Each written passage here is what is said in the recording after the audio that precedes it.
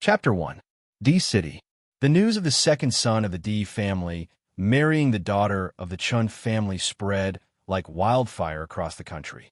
The whole country rejoiced, and women envied them. 2 o'clock in the afternoon. At the corner of the red bungalow. Bow bow. Are you able to reach it? Juan Malay, who was squatting on the ground as a stepping stone, was having a hard time. One of her small feet was stepping on her shoulder, and her slender calf was swaying. Tang Bao lowered her head to take a look. Her delicate, snow-white face was flushed red. I'm almost there. Just a little more, and I'll be able to reach the railing of the balcony. I almost let you poop and pee on my head.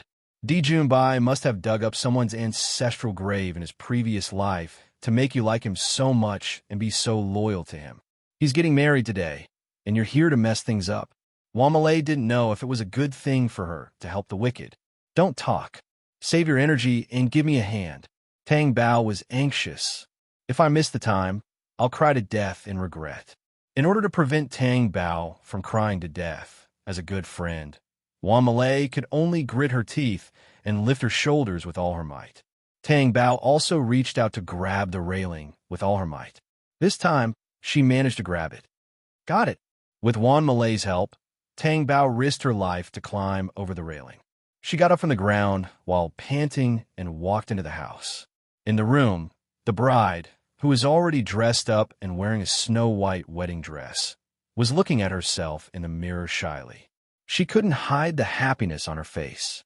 However, in Tang Bao's eyes, it was quite dazzling. A brick appeared in Tang Bao's hand. She aimed at the back of the bride's neck and smashed it down cleanly. MMM. The bride groaned and fell to the ground softly. She fainted. A victorious smile appeared on Tang Bao's delicate face. She was the only one who could marry Di Junbai. No one else should even think about it. The wedding proceeded on time. The bride entered the hall with the help of her family. It was as if she was walking on a catwalk. At the end of the hall stood the groom. He was wearing a black suit. His tall figure and broad shoulders gave people a sense of security. There were guests on both sides of the stage. Those who came to participate were either rich or noble. Moreover, they were first-rate. Those who were not rich or noble did not have the qualifications to participate. Tang Bao's face was covered with a white veil, so others could not see the bride's face. As long as she did not speak, there would be no problem. What made her nervous was that she was about to become Di Junbai's bride. Her palms were sweaty with every step she took. With an excited heart, she stood behind the groom. After the groom turned around, Tang Bao raised her small face shyly, but in the next second, her expression froze and she was stunned. His deep facial features were handsome and noble. His boundless black eyes were bottomless. His whole body exuded a strong and aggressive aura, like the characteristics of a dormant beast, which made people afraid. Big brother? Wan Malay, who was hiding outside the door and peeking, fell to the ground with a bang. He looked at the groom, who was not the groom, in fear. Tang Bao's brain could not react. Di Haoyan. How could it be Di Haoyan? It was Di Junbai's big brother. Tang Bao panicked and turned to look for Di Junbai, only to find that Di Junbai was sitting in the guest seat and smiling at her gently. She was very depressed. I didn't know that you couldn't wait to become my woman. I'll give you this opportunity. Di Haoyan's deep and magnetic voice was flirting with her. Chapter 2. It's my wedding today. Di Haoyan's thin lips curved into a smile, and his eyes became even more aggressive. I'm sorry, I made a mistake. I thought it was Brother Junbai's wedding. Tang Bao couldn't stay calm anymore. She just wanted to run away. Besides, she knew that Di Haoyan wasn't someone to be trifled with. He was the real master of the Di family. It was rumored that one shouldn't offend Di Haoyan even if they offended the king of hell. However, Tang Bao knew that it wasn't just a rumor. It was real. Di Haoyan pulled her into his arms forcefully. His cold eyes were filled with dominance. Since you're here, there's no reason for you to leave. What do you mean? Tang Bao was held tightly in his arms. She could feel the strength of the man's body, and it made her very uncomfortable. However, she couldn't break free. In order to be my woman, you climbed over the wall regardless of the danger. How can I let you go? Di Hao Ian's sinister smile made Tang Bao's hair stand on end. No, no, it's really a mistake. I thought it was Brother Junbai's wedding today. I hid your bride in the cupboard. She's about to wake up. She's your bride, really. Tang Bao was afraid that he didn't see her face clearly and lifted the veil on her head. Look, I'm really not. She didn't want to marry this scary man. She would be bullied to the point that even her bones wouldn't be left. Her target was the gentle and elegant Di Junbai. However, Di Hao Ian's expression didn't change at all. It was as if it was the same whether she lifted the veil or not. He just wouldn't let her go. Instead, his cold, black eyes narrowed dangerously. I want to leave. Let me go. Tang Bao panicked, and her voice was trembling. She didn't want to marry a powerful and dangerous man in such a muddle-headed way. Are you sure? Di Hao Ian smiled viciously. Tang Bao did not quite understand. He followed Di Hao Ian's gaze and saw that Wan Malay, who was hiding by the door, had a black gun pointed at the back of his head. Wan Malay was so focused on the wedding scene that he did not notice that he was about to lose his life. Either you stay or her life. A threatening voice sounded in his ears. Tang Bao froze. She knew. Di Hao Ian definitely had the ability to kill Wan Malay. It was as easy as stepping on an ant, even in front of so many guests. Baby be good. After the wedding, nothing will happen to her. Tang Bao was so angry that he puffed up his cheeks. He could not resist Di Hao Ian's arms. His slender waist wanted to move, but he could not. It was as if it wasn't her arm that was restraining her, but an iron chain. Under the witness of the priest, Tang Bao was confused. She did not know what Di Hao Ian meant. This was a wedding. How could it be a joke? Why did he want to marry her? The bride was obviously changed, especially the guests below the stage. They did not seem surprised at all. Why? Was it because of Di Hao Ian's power? Yes. No one could say what Di Hao Ian wanted to do, and no one dared to. He was wild and dangerous. God, this joke was too big. Tang Bao stared at Di Junbai below the stage. There was a hidden bitterness in his heart. Why wasn't he the one getting married? If it was, she would be his bride now. Tang Bao's bright red lips were devoured. She widened her eyes in shock. Her first kiss. Chapter 3. Knowing what that meant, Tang Bao's anger deflated like a balloon. Tang Bao was locked in the suite of the hotel room. When she opened the door, there were bodyguards standing outside. She could only retreat. When she opened the window again, there was a balcony. However, if she jumped down from more than 10 floors, how could she survive? There was no way she could escape. She sat on the sofa dispiritedly and thought about how she had provoked Di Hao Ian. She only knew Di Junbai. Di Hao Ian was an unapproachable person. He was not as easy to get along with and gentle as Di Junbai. Otherwise, Tang Bao, who came from a small wealthy family, would not be able to get close to the Di family. At that time, Tang Bao was almost hit by a car while walking on the road. It was Di Junbai who saved her. When he saved her, her whole heart followed him. She swore to marry Di Junbai. After knowing Di Junbai's identity, she did not care. She liked Di Junbai as a person. As for Di Hao Ian, there was probably no one in the capital who did not know him. He was powerful and ruthless. In reality, thanks to Di Junbai, she had met him once. It was at the Di family's banquet. Many daughters from prestigious families wanted to get close to Di Hao Ian. She still remembered how cold, arrogant, and noble that person was. He was inviolable from head to toe. Tang Bao could not figure out how she had married Di Hao Ian. Yes, she had done it. However, Di Hao Ian could have told her to get lost. The air was filled with a surge of invasiveness. Tang Bao was stunned when she saw the person who came in. She immediately stood up defensively and dodged to the side. Di Hao Ian's well-ironed suit was unbuttoned and his tie was loosened. He had a wild aura as he sat down in her original seat. Although he did not have the oppressive aura of a tall man when he was standing, his aura did not diminish when he sat down. Di Hao Ian took out a lighter and lit a cigarette. He bit it between his lips and looked at her with a pair of sharp black eyes. His slender hand pinched the silver lighter and flipped the lid, making a tapping sound that shook people's hearts. Come here. The voice was low and pleasant to the ears, but it sounded like the summons of a messenger from hell. I don't like the smell of smoke. Tang Bao refused. Di Hao Ian didn't say a word. He put out the cigarette in the ashtray next to him. Tang Bao was stunned.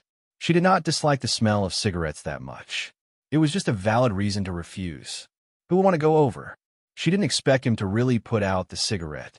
But now that the cigarette was out, she didn't want to go over. Are you sure you don't want to come? Tang Bao could sense the danger in his words, so he could only walk over slowly. Then, her waist was grabbed and hugged. Tang Bao immediately sat on Di Hao Ian's thighs. The muscles on his thighs were very tight. She blushed as the heat seeped through the fabric. She had never leaned so close to a man before. Di Hao Ian was very satisfied with her jerky reaction. His eyes were deep and dark. He reached out and clamped Tang Bao's chin, forcing her to look into his black eyes. Tang Bao was stunned by his domineering and strong means. She looked at him uneasily. Want to run away? Tang Bao knew that his men outside must have said it. She didn't deny it. Yes. Remember, since you started it, there is no room for regret. Di Hao Ian's voice was low, and there was an irresistible force in it. Why do you want to continue the wedding? You know that I'm not your bride. It doesn't matter if you don't know now. You will know in the future. Di Hao Ian's aura was irresistible. Chapter 4. However, she had only met Di Hao Ian once. Besides, if she had offended him, he wouldn't use marriage against her, right? Don't tell me. You hate Brother Junbai, so you want to steal the person he likes? Tang Bao admitted that Di Junbai liked her, so he had no choice but to marry her. She was just trying to save him in time. Then let's use this as a reason for now. Also, I don't care what your relationship with Di Junbai is, but don't let me see anything that I shouldn't see in the future. You are my wife now, so you must know the 3 obedience and 4 virtues. Do you understand? What 3 obedience and 4 virtues? Tang Bao was stunned by the question and blinked her long eyelashes. Never look at men other than my husband, never say no to my husband, and never disobey my husband in any way. Tang Bao glared at the shameless man with a red face. However, it seemed that Di Hao Ian was not done yet. You must be in the kitchen, in the hall, in the bed, and in the floor. Di Hao Ian said all his requirements, and the domineering aura in his dark eyes could not be disobeyed in the slightest. Tang Bao was dumbfounded.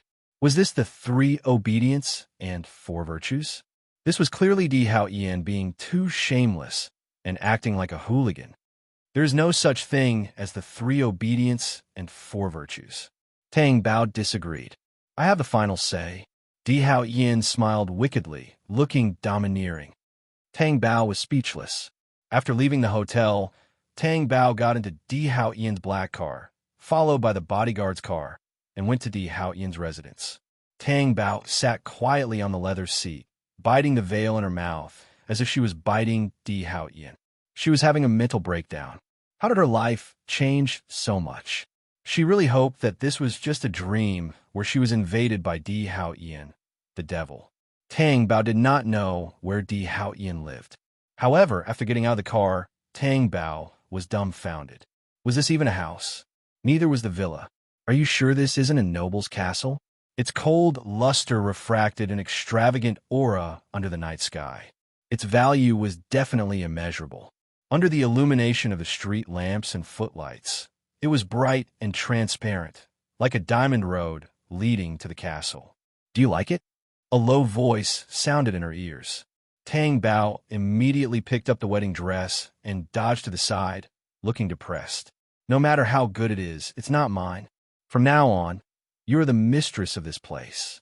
Di Hao Ian's aura was imposing. His boundless black eyes stared deeply at Tang Bao's real face, and the displeasure on his face was clearly visible. Did this little thing not know how many women dreamed of being his woman?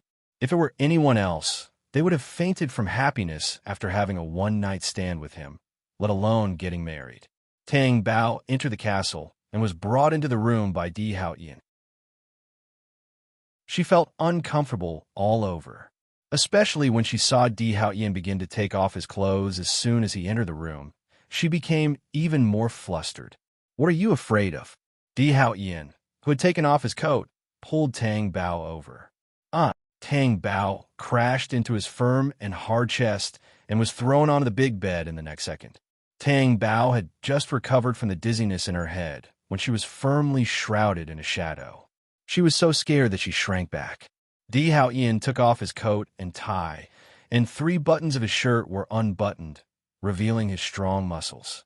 His wild aura was wantonly exuding. Chapter 5. Tang Bao swallowed unconsciously. What do you want? If I want to do something, can you resist? Di Hao Yin asked wickedly. Tang Bao felt that she couldn't. This man was too strong, but she was too scared to speak. She was afraid that she would be eaten if she opened her mouth. Do you want to take a bath together? Di Hao Yin pinched her delicate chin and invited her ambiguously. Tang Bao was horrified. She wanted to shake her head, but found that her chin was fixed in place.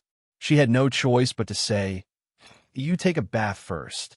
Di Hao Yin's dark eyes had a wicked smile. He got up from her and turned to go to the bathroom. Tang Bao covered her chest with her hand. She felt that her heart was about to jump out of her chest. Oh my God, are they going to consummate their marriage tonight? How could this be? She had no choice but to come here. She still had to leave Di Hao Yin. She didn't want to marry this scary and dangerous man for no reason. What should she do? She couldn't escape. Tang Bao got off the bed and paced around anxiously. First, she stared at the wall without moving. Then, she retreated to a certain distance from the wall. After visual inspection, she held her breath and rushed toward the wall. With a bang, Tang Bao fell to the ground and stopped moving. Di Hao Yin, who was halfway through taking off his clothes, walked out of the bathroom and saw Tang Bao lying motionless on the ground. He went forward to pick her up and found that she had fainted. Di Hao Yin's face was as dark as the bottom of a pot. It was frightening. When Tang Bao woke up, she found herself lying on the bed. When she turned her head and saw the face of the man next to her, she was stunned. Then she screamed, Di Hao Yin opened his cold black eyes, which were shining with a sharp light. His voice was low and dignified. What are you screaming for? Why are you sleeping in my bed? Tang Bao asked in a panic. She seemed to have just realized that something was wrong with her body. She looked down and found that she wasn't wearing a single piece of gauze. Tang Bao shouted again, as if he was being chased by a wolf. She grabbed the only blanket on the bed and wrapped it around her body before running off the bed. On the bed, Di Hao Yin didn't even wear pajamas. His clothes were wide open, and his wild aura seemed to be innate, full of aggressiveness. When Tang Bao's gaze fell on Di Hao Yin, his clear eyes were suddenly filled with fear, and he immediately turned his back to him. Di Hao Yin, who was lying on the bed, raised the corner of his mouth slightly. His dark eyes were slightly cold, containing a hint of evil. He got up from the bed and walked towards Tang Bao, whose back was facing him. She narrowed her eyes and saw that Tang Bao was blushing all the way to his neck. He had never seen such a scene before, so he was undoubtedly embarrassed. However, Di Hao Yin continued to approach her. The fragrance coming from the girl's body caused Di Hao Yin's eyes to darken, as if he was hiding a beast. Bao Bao, are you satisfied? A low voice, like a sigh, came from behind her ear, and a hot breath gushed out. Tang Bao's entire body trembled as he felt a numbing sensation. He instinctively wanted to escape, but his waist was firmly held. Let go of me. I don't know what you're talking about. Tang Bao felt her face burning. Don't be shy. There's no need to be, Di Hao Yin said, then opened his thin lips and bit Tang Bao's bare shoulder with his sharp teeth. Chapter 6. After Di Hao Yin let go, Tang Bao's neck was instantly left with teeth marks. As if the clean fragrance lingered, Di Hao Yin applied it again. That feeling was like the pacification of a beast, but it still carried a danger that could not be ignored. It wanted to devour her completely. First it hurt, then it was numbness. Tang Bao's face was crimson. She could not bear it. No, didn't you hit the wall very hard last night? I won't do it next time. Tang Bao did not know that she could provoke him by hitting the wall. Next time? Di Hao Yin's teeth were pressed against her artery. It was as if his fangs would sink into her if she opened her mouth. There won't be a next time, good girl. After threatening her, Di Hao Ian was satisfied and let go of her. Tang Bao's face was red and her breathing was rapid. Seeing that Di Hao Ian was about to enter the bathroom, Tang Bao said, I don't have any clothes to wear. I want to go home and get them. She did not want to stay here. In fact, she wanted to run away. There are clothes in the cloakroom, Di Hao Ian said, and went into the bathroom as if he did not notice Tang Bao's little trick at all. Tang Bao walked into the cloakroom in confusion and was stunned. The cloakroom was like her living room. Tang Bao's house was a villa. The living room was not small, but it was only comparable to Di Hao Ian's cloakroom. Half of it was men's clothes, and the other half was women's clothes. The framed drawer was full of men's watches. Some of them were even limited edition and expensive. Tang Bao was dazzled. She really felt the gap between her and Di Hao Ian. In front of the Di family, the Tang family was a poor rich family. She walked to the women's clothes department. Could she wear these women's clothes? Whose clothes were these? Di Hao Ian's other women prepared these for them when they stayed over. She did not want to think about who these clothes were prepared for. Tang Bao needed to cover up before she thought about going home. She hurriedly put on the clothes. They fit her perfectly. Not to mention the clothes, even the cup size was exactly the same as hers. She tiptoed out of the room. She ran to the huge European-style gate and ran away without looking back. Di Hao Ian, who was in a suit, took out a watch from the cabinet and put it on his wrist. Hiju appeared outside the cloakroom. Young master, young mistress has returned to her parents' home. It just so happens that I need to return home after I get married. Get ready. Di Hao Ian was not in a hurry. He was not worried that his little thing would run away. Yes, Hiju wasn't in a hurry. He accepted the order and left.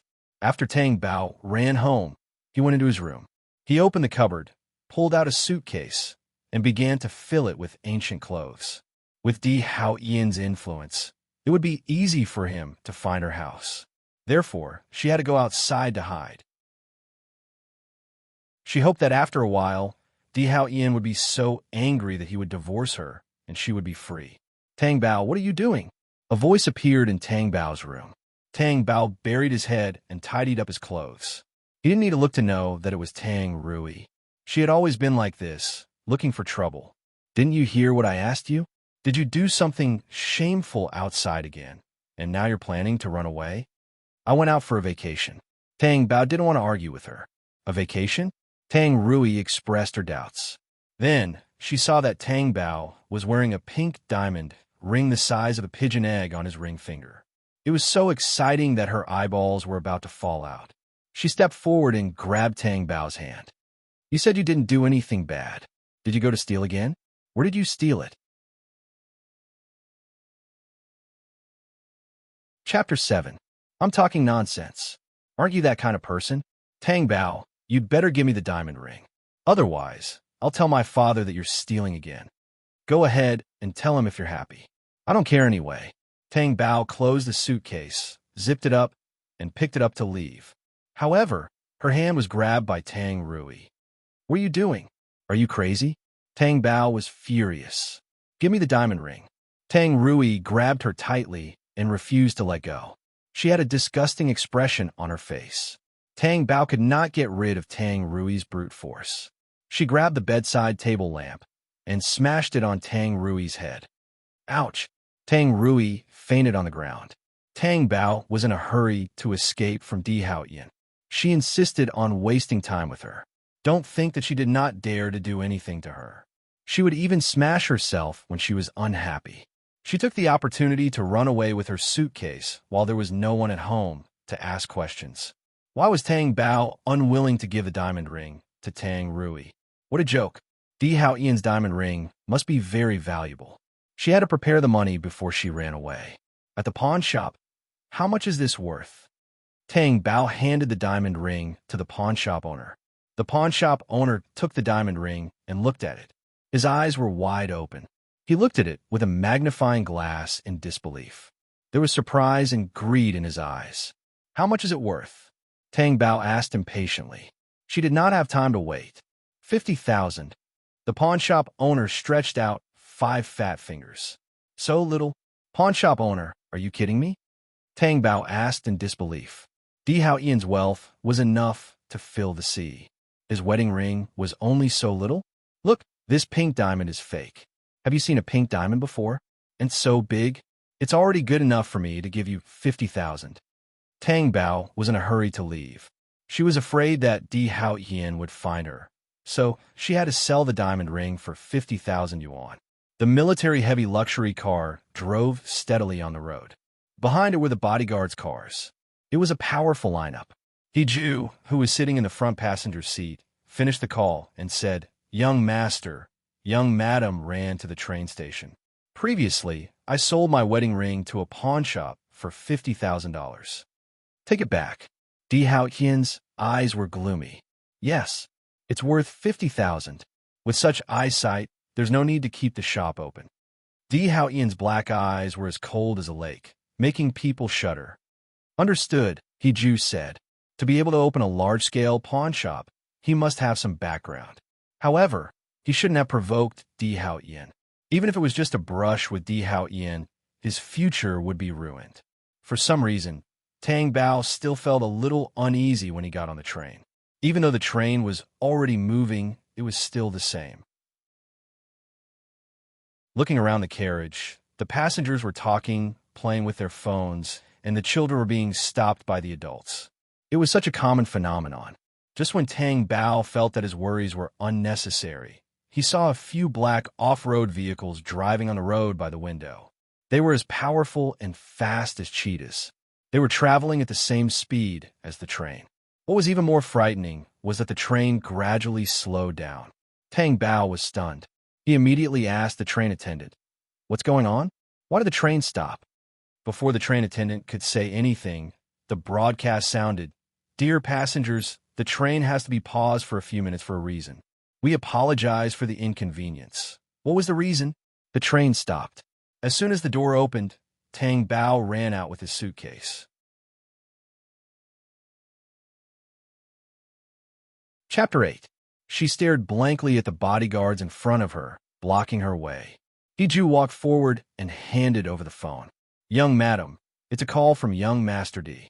Tang Bao stared at the phone in front of her and hesitated for a few seconds before taking it. Di Hao Ian's low and intimidating voice came from the phone. "Bao Bao, where are you going?" "Di Hao Ian, I don't want to marry you." "How many women want to marry you? Can't you marry someone else? I want to see you in 5 minutes. Otherwise, I'll kill everyone you care about.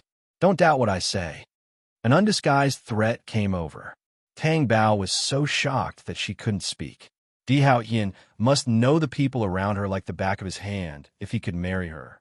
With Di Hao Ian's ruthless means, no one in D City dared to provoke him. This man was a demon.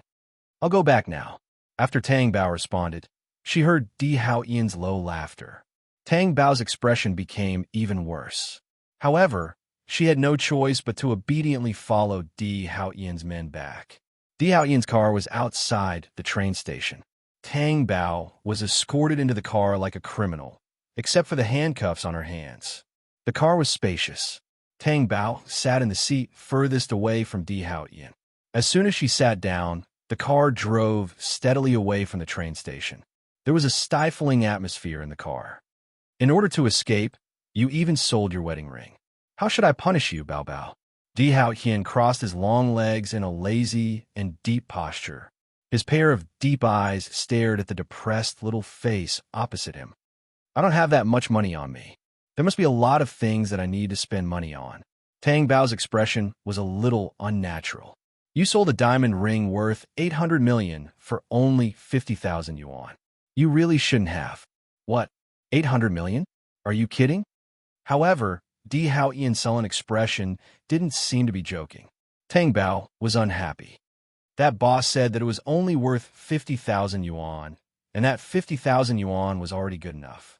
So he lied to me. The next time I see him, I'll teach him a lesson. You're still in the mood to care about others?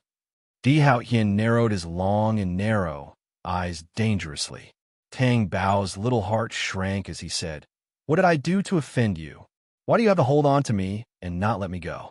You tell me, I apologize, I make it up to you. Is that okay?" Di Hao Ian stared at her distressed appearance, and his thin lips raised a sexy arc. No. The more you run, the more interested I am. Tang Bao felt that this man's hobbies were really scary. Perhaps Di Hao Ian was an extraordinary person, and the way he did things was even more unpredictable. Got it. You only have one chance to make a mistake here. Don't let it happen again. Otherwise, you'll know that you won't be able to take it when I strip you naked when I'm angry.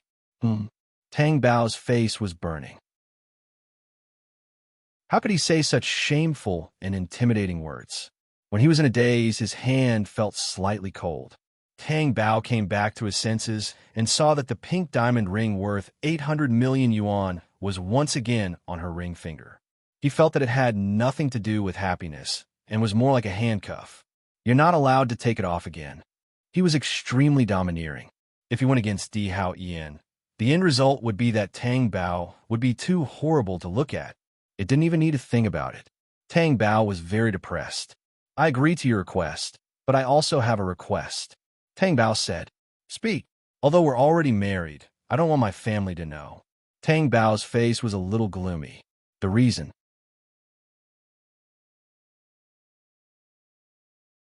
Chapter 9. I want to hear from you. It's nothing. It's just that I don't have a good relationship with my family. I don't want to tell them. Okay. The curtains on the car window were tightly drawn. No one could see in from the outside, and no one could see out from the inside. Tang Bao lowered her gaze slightly and stared at her fingers in a daze. After her mother passed away, her father, Tang Qishan, married Tang Rui's mother, Zhou Xiangting. The two families could be considered a combined family. Naturally, the conflict between them was not small. Tang Bao felt that no matter how close she was to outsiders, she still had her biological father. But time proved that her relationship with Tang Qishan became more and more distant. No matter what happened, he always sided with Zhou Xiangting and her mother, as if Tang Rui was his biological daughter. Tang Bao once tried to narrow the gap between the combined family and even make it disappear. Who knew that it was all in vain? Tang Bao hated her father, so she did not want to tell any of them about such a thing. Di Hao Ian's gaze was slightly deep and cold as he stared at Tang Bao's face. Tang Bao felt the cold and sharp gaze. When she raised her eyes, the cold feeling all over her body disappeared. Only Di Hao Ian's deep and dark eyes remained. Was it her illusion? I can help you. Di Hao Ian's dark eyes flashed with coldness. No, it's just a family conflict. I can solve it myself. Tang Bao refused. If Di Hao Ian helped, it would be too scary. The Tang family would definitely be in serious trouble. Moreover, she did not want Di Hao Ian to help her. By the way, I have classes in the afternoon. I'm going to school. No hurry. Let's go back to the castle first. Di Hao Ian did not force her to help the Tang family, and went along with her wishes. Everything they ate at noon in the castle was extremely precious. Even a chopstick was made of pure silver. But she did not care at all. She was most grateful to Di Hao Ian for letting her go. After the tableware was set, the steward stood at her side and respectfully said, Young madam, I am the castle supervisor, Lian. This was Deputy Director Zhang Li. If you have any requests in terms of food and clothing, you can let us know, and we will make the appropriate arrangements for you. Tang Bao looked at Lian and Zhang Li, shook his head and said, No, I'll eat whatever you prepare. By the way, don't call me young madam. My name is Tang Bao. You can call me whatever you want. Lian was in a dilemma. I can't, but you just said that I can tell you if I have any requests. My request isn't that big, right? Tang Bao asked curiously. This might be the first time that Lian was troubled by such a request after serving in the castle for so many years. The first rule here is that those who offend their superiors will have to leave, Di Hao Ian said sternly. Tang Bao stared. You're too domineering. You'll know in the future that I'll only be more domineering. Di Hao Ian used his chopsticks to put the food into Tang Bao's bowl. Eat. Tang Bao bit her soft lips. To her, this was already very domineering. She could not imagine what it would be like to be even more domineering. She felt that she was not used to such a strong person at all. After the meal, Tang Bao went to school. As soon as she entered the classroom, she was pulled out by Wan Malay. Wan Malay did not know whether to say that she was excited or worried. As it turned out, she was excited to the point of jumping for joy. What's going on? How did you become married to Di Hao Yin? I'm telling you, you'll become the public enemy.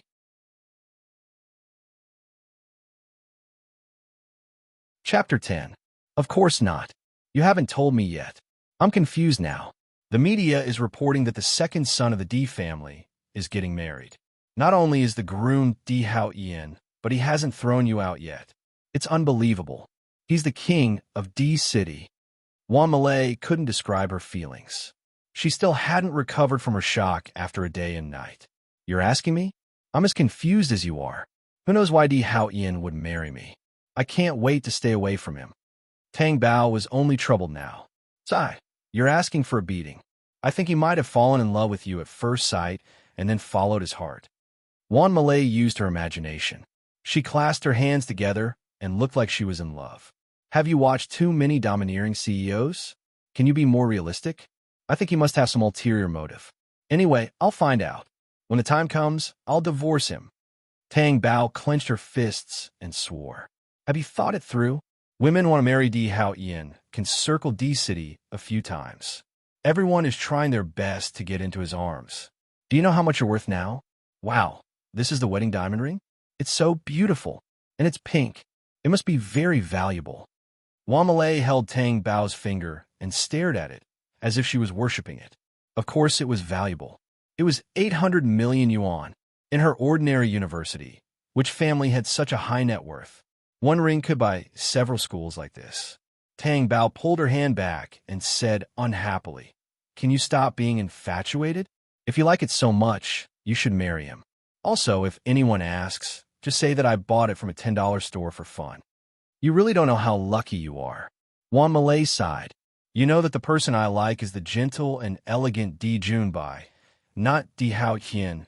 That devil, Tang Bao said angrily. He's your brother-in-law now.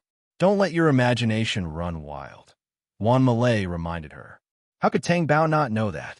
She was so angry that she stomped her feet. So annoying. After class, Tang Bao went back to the dormitory to get her phone. There was a call from Tang Qishan on her phone. Ignoring her, she took her things and left the dormitory. She really did not want to go back to the castle.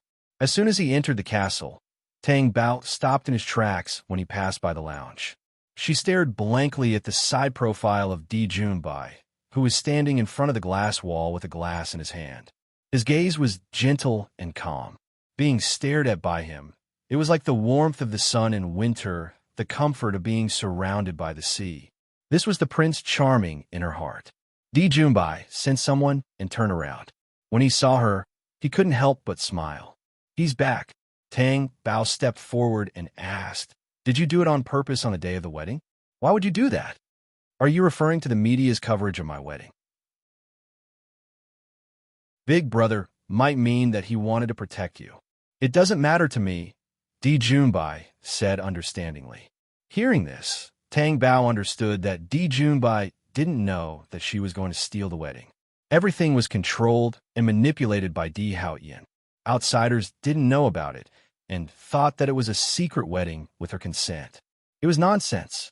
Fortunately, Di Junbai didn't scheme against her with Di Hao Yin.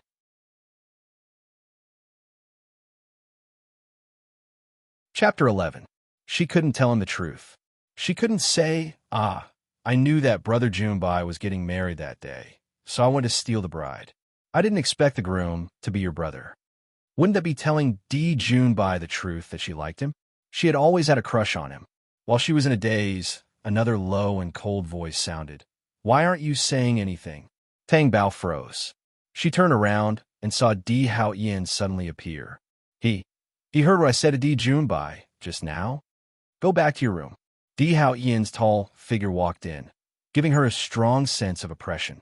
His dark eyes were filled with an irresistible force. Tang Bao glanced at Di Junbai and ran away. What's the matter? Di Hao Yin asked lightly. Di Junbai couldn't help but look worried. Wanru was very shocked when she found out about your marriage. She's sick. I was wondering if you could persuade her. The best way to persuade her is to pretend that she doesn't exist.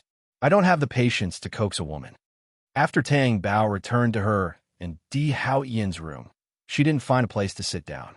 She just walked around, thinking about it. He wondered if she could sleep alone in a room. She didn't want to share a bed with Di Haoyan. It was too embarrassing. For someone who had never been in love before, everything she endured was like a storm. She couldn't stand it. She needed to protect herself, didn't she? She was going to leave this place in the future. She couldn't have any further relationship with Di Haoyan. The door opened, and Di Haoyan's tall figure walked in. He was cold and threatening. Tang Bao stood there and didn't move. She looked at the person who came in and even the person who was approaching her. Before she could retreat, she was trapped between Di Haoyan and the wall. Tang Bao was stunned and reached out to push him. However, when her hands landed on Di Haoyan's chest, she only felt that his muscles were strong and firm and emitted a scorching heat. No matter how hard she tried, the chest in front of her wouldn't budge. "What are you doing?" Tang Bao's jaw was clamped down, and he was forced to raise it. He was forced to look into that pair of evil and dangerous eyes. "Did you forget what I said? I never look at men other than my husband. This request is too much. I'm just looking at it normally. There are so many men outside. How can I not see it? There are those who pay attention and those who accidentally look. How can we control them?" Tang Bao retorted unhappily. "Is that so?" Di Haoyan smiled coldly. Tang Bao's heart tightened. His vision blurred, and he was thrown onto the sofa at the side. Then, a thick shadow came down and shrouded the sky above. When Tang Bao saw such a fierce man from the bottom, his body trembled. He was so scared that he wanted to get up quickly. "Go away, don't touch me. I'm telling you, I won't agree. I never say no to my husband when he needs it." Di Haoyan lowered his head and rested it on Tang Bao's swan-like neck. It was as if he would eat her up if she didn't behave. Tang Bao immediately stopped him. Her breathing was unsteady. "I never stop my husband when he's in the middle of it." Di Haoyan pressed Tang Bao tightly under him. The girl's sweet and delicious body was tempting him. Tang Bao's entire body was trapped inside. Her delicate face was flushed red, and she couldn't get up no matter how hard she tried. Her eyes were filled with flustered tears.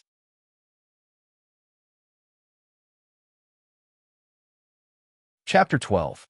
Di Haoyan raised his head. His dark eyes were so deep that they seemed to be able to swallow a person whole.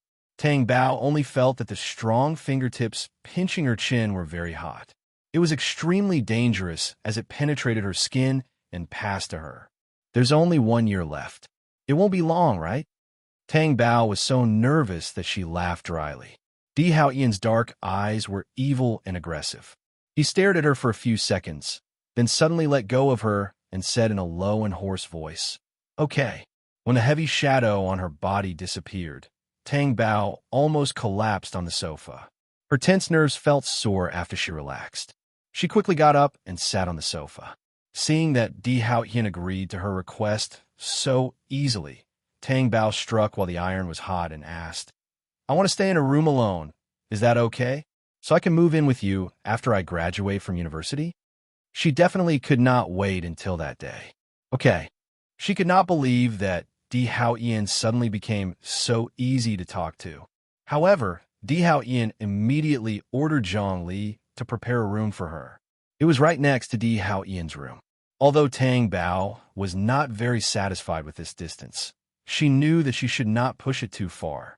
She should be satisfied to be able to move out of Di Haoyan's room. When Tang Bao finished showering at night, her phone rang again. The caller ID showed that it was Tang Qishan. Tang Bao hesitated for a moment before answering. Before she could say anything, the person on the other side of the phone questioned her first. "Did you hit Rui? She stole something from me." Tang Bao did not feel that she was wrong. "So you hit her? You're an adult. Don't you know how to judge the severity of the matter? What if something happened?" Tang Qishan's voice was very angry. It was as if the person who was hit was his own daughter. "Is Tang Rui dead? Or is she in a vegetative state? Since she just fainted, why are you so angry? People who don't know will think that I killed your own daughter." "You." Tang Bao ended the call right away and threw the person and the phone onto the bed. "Don't you feel sad?"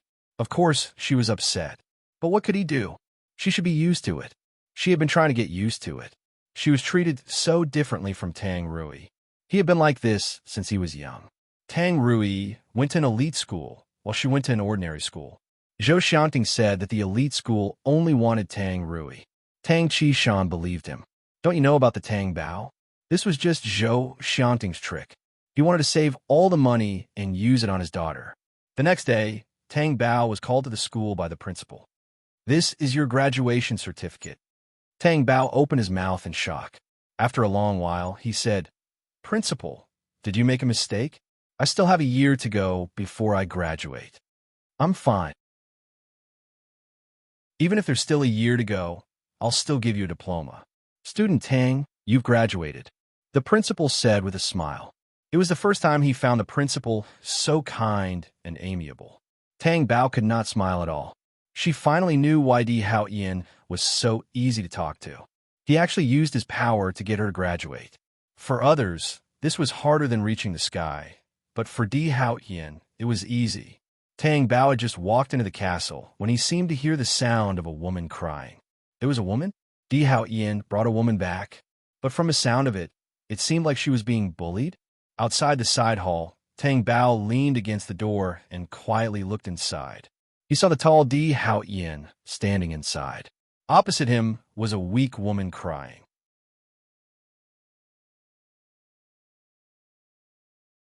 Chapter 13. This was too brazen. Even if this marriage was not what she wanted, Di Haoyan was too brazen. She had to admit that he was too arrogant. "No matter how many women you have outside, I've never cared, because I know that you're not sincere. But you got married, and I was the last to know. You knew that I liked you for a long time, so much so that my heart was about to break. Why did you do this to me? There must be a reason for marrying a girl you don't even like, right?" Lan Wanru wiped her tears from time to time, looking extremely sad. "Since you know that I'm married, you should know what to do. You're not in good health. Let the driver send you back." Di Haoyan was expressionless. Lan Wanru was extremely sad and turned around with tears falling down her face. Tang Bao, who was hiding by the door, quickly ran into the hall and pretended that she had just returned. Lan Wanru walked out of the side hall. When she saw Tang Bao, her crying expression changed. She glanced at Tang Bao and walked out. Tang Bao furrowed her elegant brows. Why did she seem to see hatred in this woman's eyes just now? Was she seeing things? She did not offend her. After Di Haoyan walked out, Tang Bao immediately went forward. She did not forget the reason why she ran back so excitedly. "Di Haoyan, what do you mean by this? How did I graduate? Didn't you say that I can touch you as long as I graduate? Now that you've graduated, you can do whatever you want." Di Haoyan's lips curled into a sinister smile. His dark eyes were aggressive under the light, like a demon. Tang Bao looked at him and stepped back. She crossed her arms and said, "No, I'm talking about a real graduation. You're cheating. If you really want to do that kind of thing, why don't you find another woman? I think that woman, just now, is quite beautiful." Bao Bao is so generous. Di Haoyan's aura became deeper, noble, and evil. Unfortunately, other women can't arouse my interest. Tang Bao's face was red and hot. How could he say such a thing? She didn't feel lucky at all. She should be afraid of being possessed by a demon. That won't do. Even if it's not after I graduate from university, it shouldn't be now. I need to be mentally prepared. Tang Bao was stalling for time. "How long?" Di Haoyan asked in a low voice. 10 months. That's too long. 1 month. Di Haoyan's eyes darkened. What? Half a year is too short. Tang Bao felt that a month had passed very quickly. How could it be so easy to leave Di Haoyan? This man's influence could cover the sky. Even a train had been forced to stop by him, and he had given away his diploma just like that. 2 months, Di Haoyan said. 5 months, Tang Bao said. 3 months, Di Haoyan said. 4 months, Tang Bao said. 5 months, Di Haoyan said. 3 months, Tang Bao said. Deal. Tang Bao was speechless. Di Haoyan looked at her with interest, and there was a scheming look in his dark eyes. Tang Bao looked at the tall figure who turned and walked away. She wanted to cry, but had no tears. She had been schemed against by Di Haoyan, the demon. She had to accept her fate and marry Di Haoyan. Could she accept her fate? She and Di Hao Ian were not in the same world. This man was too scary. Tang Bao was usually quite smart, but when she was in front of Di Hao Ian, she could only be schemed against. 3 months. How should she use these 3 months?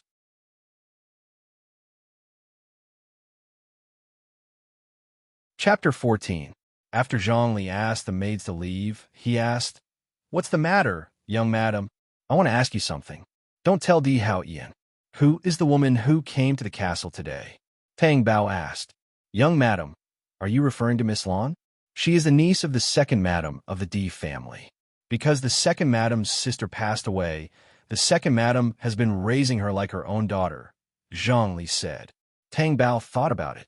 Wasn't that Di Junbai's sister? Di Junbai's father was Di Hao Ian's uncle. Di Junbai had told her about these relationships before. However, their power was not as strong as Di Hao Ian's. Di Hao Ian was the main family, and Di Junbai's family was just a subsidiary. Tang Bao also knew that after Di Hao Ian's father passed away, he had a mother, but his mother did not live here. Tang Bao did not care very much. Rich families could be so complicated. Even a small rich family like the Tang family was very complicated. It could also be seen how ruthless Di Hao Ian was. At such a young age, he controlled the lifeline of the entire Di family. No wonder everyone was afraid of Di Hao Ian. "That woman likes Di Hao Ian?" Tang Bao asked with a little gossip. "I'm sorry, young madam. We can't ask about the young master's private affairs." Zhongli lowered his head slightly. A low and lazy voice interrupted. "If there's anything you don't understand, ask me directly." Tang Bao was shocked. She turned around and saw Di Hao Ian, who had appeared out of nowhere. His tall figure leaned lazily against the door and looked at her with his dark eyes. Zhongli bowed to Di Hao Ian and left. Tang Bao was left alone to face it. "I don't want to know anything. I'm going to sleep. Good night," Tang Bao said and slipped away. Tang Bao was forced to change her fate and marry a man that women flocked to. However, she was not happy at all.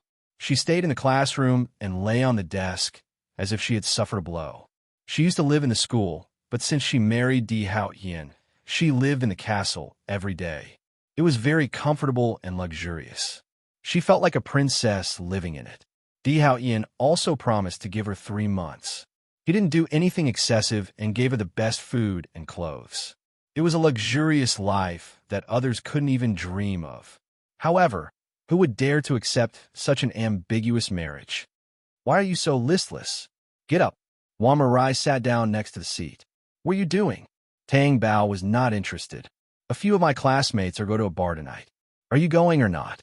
Tang Bao had gone to a bar with his classmates. They were all eating, drinking, and having fun, but it was also quite fun. She got along well with a few of her classmates. Whenever they played together, they would invite her along. Anyway, Tang Bao liked to have fun at her age. "Is it because your family is too strict that you can't go?" Wang Malay knew that Tang Bao was different from before. She was already married. However, Tang Bao was not very happy when she heard this. She never knew what a strict family was. She suddenly sat up straight and slammed the table. "Why can't I go?" "Because you are a person now, wife," Wang Malay reminded her in a low voice. "I'm going to show you what freedom is." Tang Bao's heart was set ablaze. Tang Bao called the castle and said that she had a party with her classmates in the evening and would be back later. After that, she went to a bar with her classmates to have fun.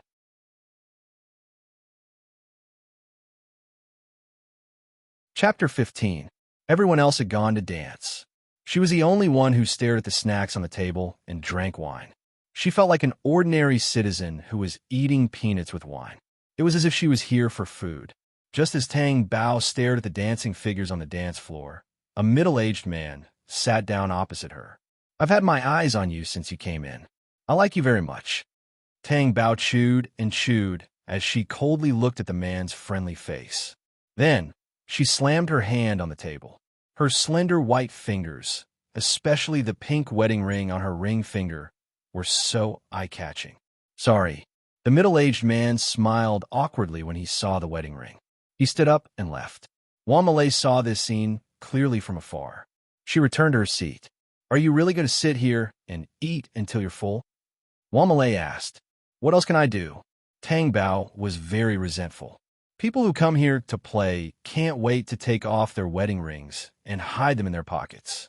You, on the other hand, have your diamond ring become a weapon to reject romantic encounters. Didn't you see that the man just now was almost my father? Tang Bao did not want to admit that she was dispirited because of Di Haoqian. Okay, you want a handsome man, but I can promise you that you won't find a man more handsome than Di Haoqian. I'm not talking to you anymore. I drank a little too much. I'm going to the bathroom to pee. Tang Bao was not willing to talk to Wan Malay. She got up and left her seat, but her steps were a little weak.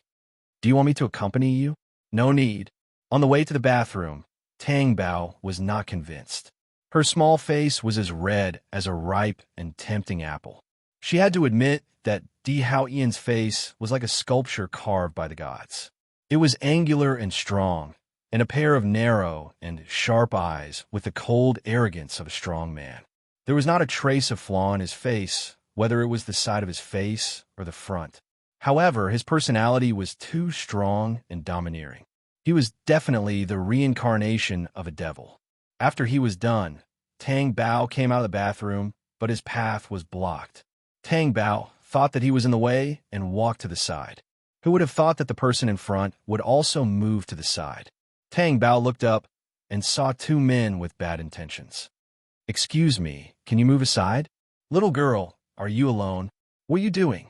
Tang Bao frowned. When the two men approached, she took a few steps back in disgust. Of course, we'll treat our little sister to a drink, and our little sister will treat us to milk. The man's lewd eyes stared at Tang Bao's chest. She's really something. She's so young. I can't tell. The man who was speaking was caught off guard, and his head was hit. His whole body swayed dizzily, but he steadied himself and didn't faint. Tang Bao stared blankly at the brick in his hand. Did he have no strength after drinking? He actually didn't knock him out? This was the first time he had failed. Damn it. I think you're looking for death. The man angrily reached out to grab Tang Bao. Tang Bao couldn't react for a moment and was stunned. However, his hand stopped a few centimeters away from her chest. The man's wrist was grabbed, and he couldn't move at all. Not only that, the man's whole face was twisted in pain. Tang Bao looked up and saw Di Haoqian. His eyes were cold and ruthless. He exerted force in his hand, and the man screamed like a pig being slaughtered. Young master? The two men saw Di Haoqian's face clearly, and their faces turned pale with fright.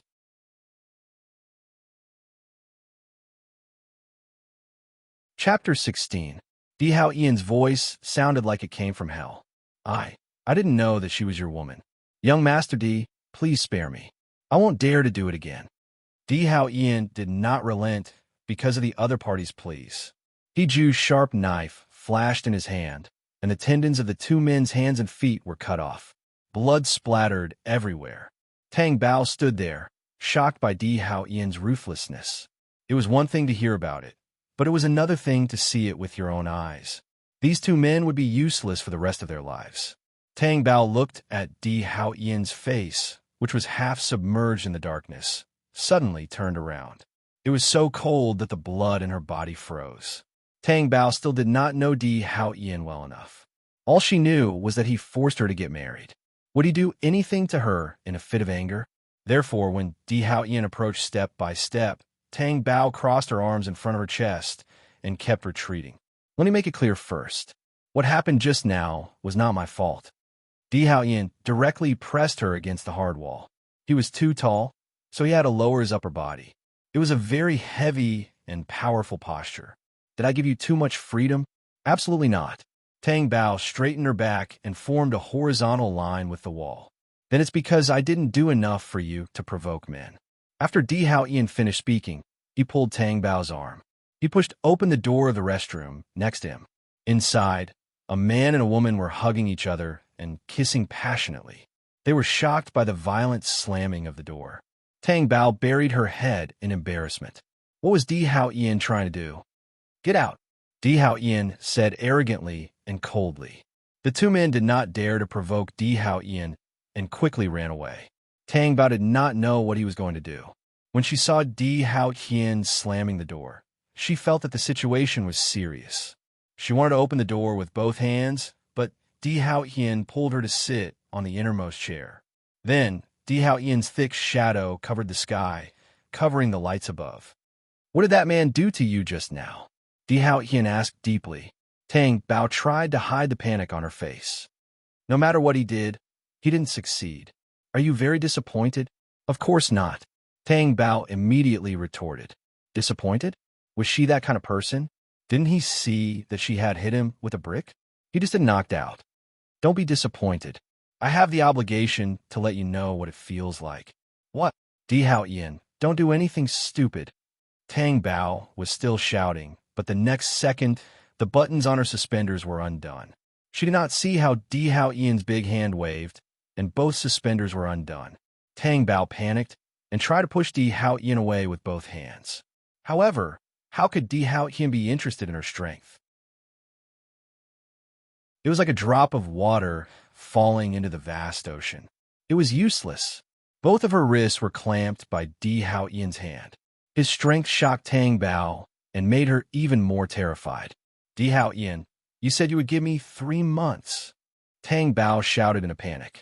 She was so scared that tears were coming out of her eyes. "Please don't eat me here." Di Hao Yin hesitated for a moment.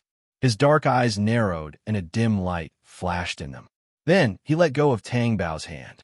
Tang Bao breathed a sigh of relief. Fortunately, this person did not forget what he said.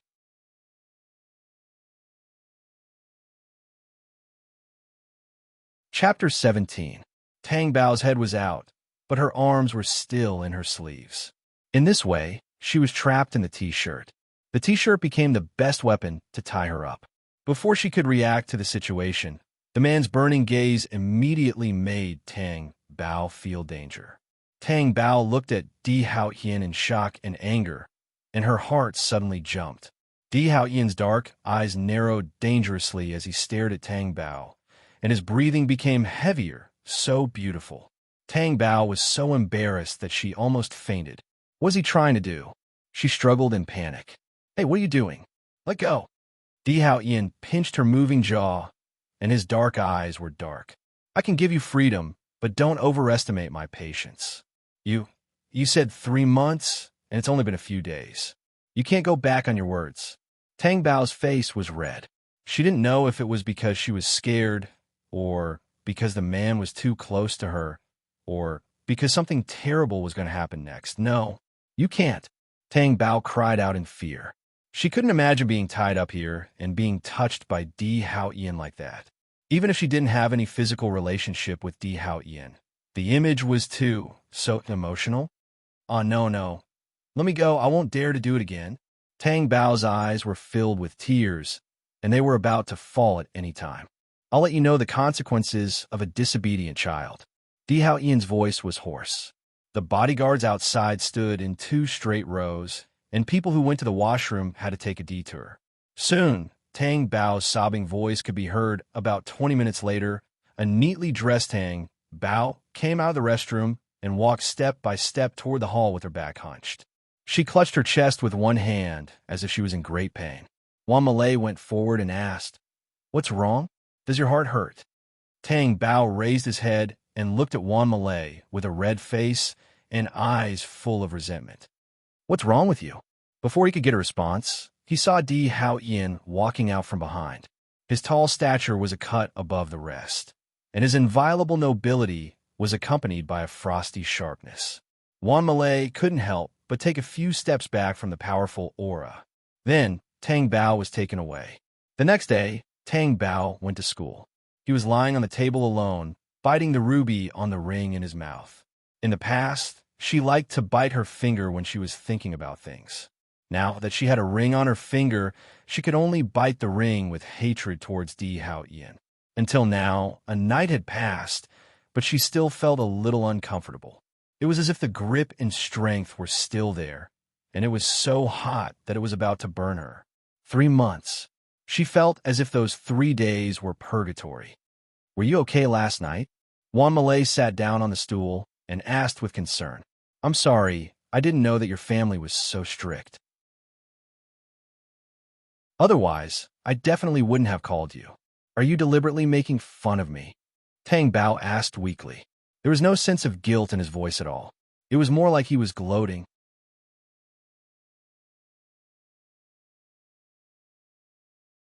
Chapter 18. Chest tightness. Too much chest tightness?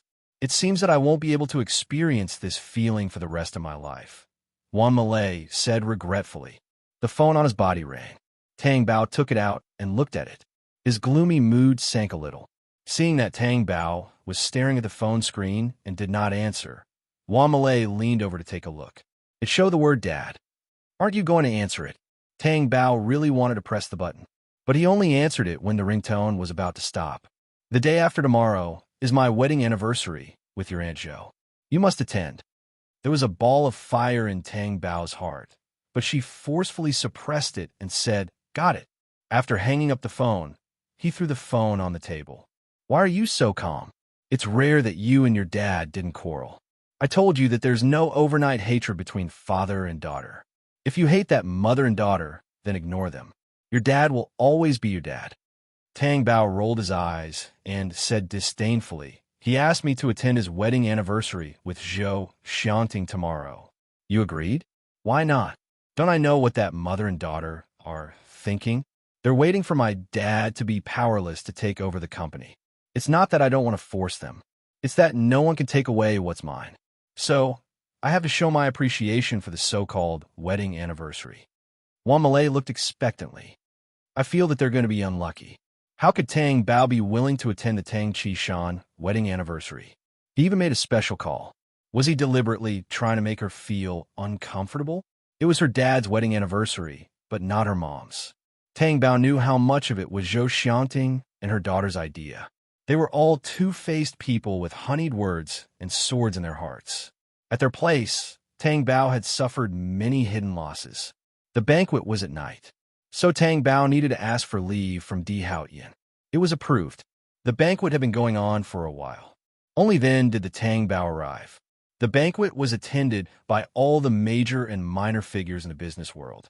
The banquet was decorated with jewels and jewelry, which was also in line with Zhou Xianting's taste. Tang Bao, on the other hand, was wearing a cheongsam.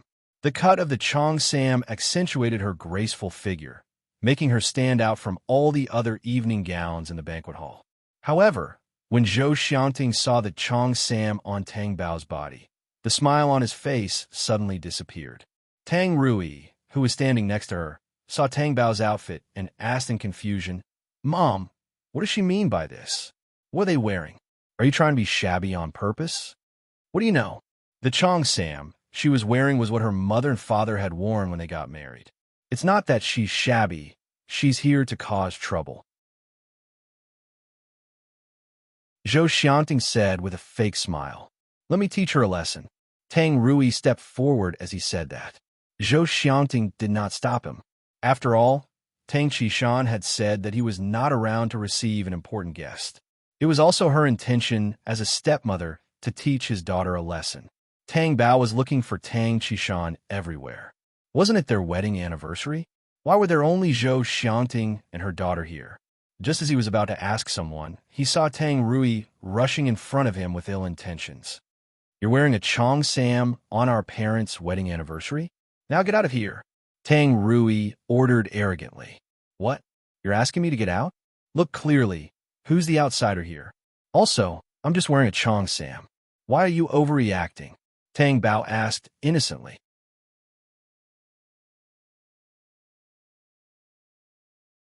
Chapter 19. What's wrong? Can't I wear my mother's clothes? I think my mother's clothes look good. No matter how good they look, she's dead. Tang Bao's expression was ugly. She clenched her fists and her nails dug into her flesh. What's wrong? Are you unhappy? Let me tell you, not only is your mother dead, but you also have no status in the family. I think you'd better not go back to the Tang family, lest you make Dad angry again. Tang Rui only wanted to be the only young lady of the Tang family. It would be best if Tang Bao disappeared, but no matter how hard she tried, she could not chase him away. Tang Bao had seen Tang Rui's shamelessness before, but she still looked at her differently every time. Also, can you return the ring to me? What ring?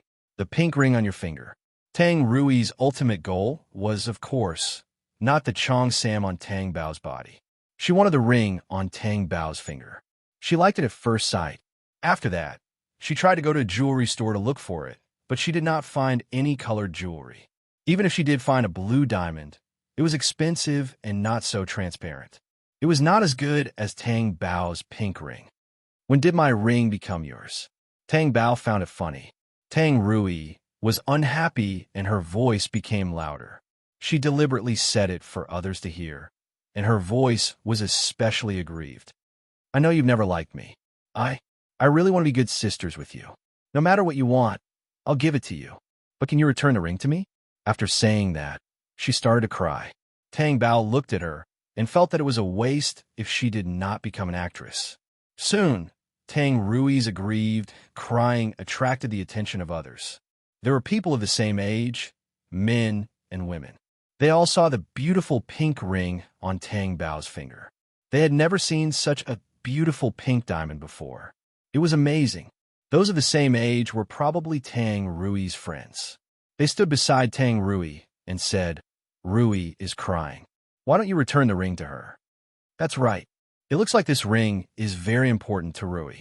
Otherwise, she wouldn't be crying so sadly. Tang Rui saw the situation and said, "Yes. Because it's very important, I wanted to come back. Today is my parents' wedding anniversary. I don't want to be like this. I'm really sad. Don't say that everything is yours. Things that are not yours will never become yours." Tang Bao really did not want to argue with people like Tang Rui. But what about the guests next to them? Her gaze made it seem as if she had taken someone else's stuff for the Tang Bao. Tang Bao looked at Zhou Xianting. Zhou Xianting turned his face away and pretended not to see what was happening here. In Tang Rui's teary eyes, there was only pride, not sadness. He would do anything to achieve his goal, and he wasn't afraid of embarrassing himself at all. Just as the place was bustling with noise, it suddenly quieted down. There was only a commotion at the door behind him. It seemed like some big shot had arrived. Tang Bao frowned and turned around to see Tang Qishan. She didn't know if Tang Qishan was unhappy to see her or was unhappy to see what happened here. In any case, his expression was not very good, as if she was the one who caused this. Tang Bao was unhappy, but when he saw another tall and straight man, Tang Bao could only be stunned. Why was Di Haoyin here? Didn't she say not to let her family know about their marriage? Why did he appear so brazenly on this sensitive wedding anniversary?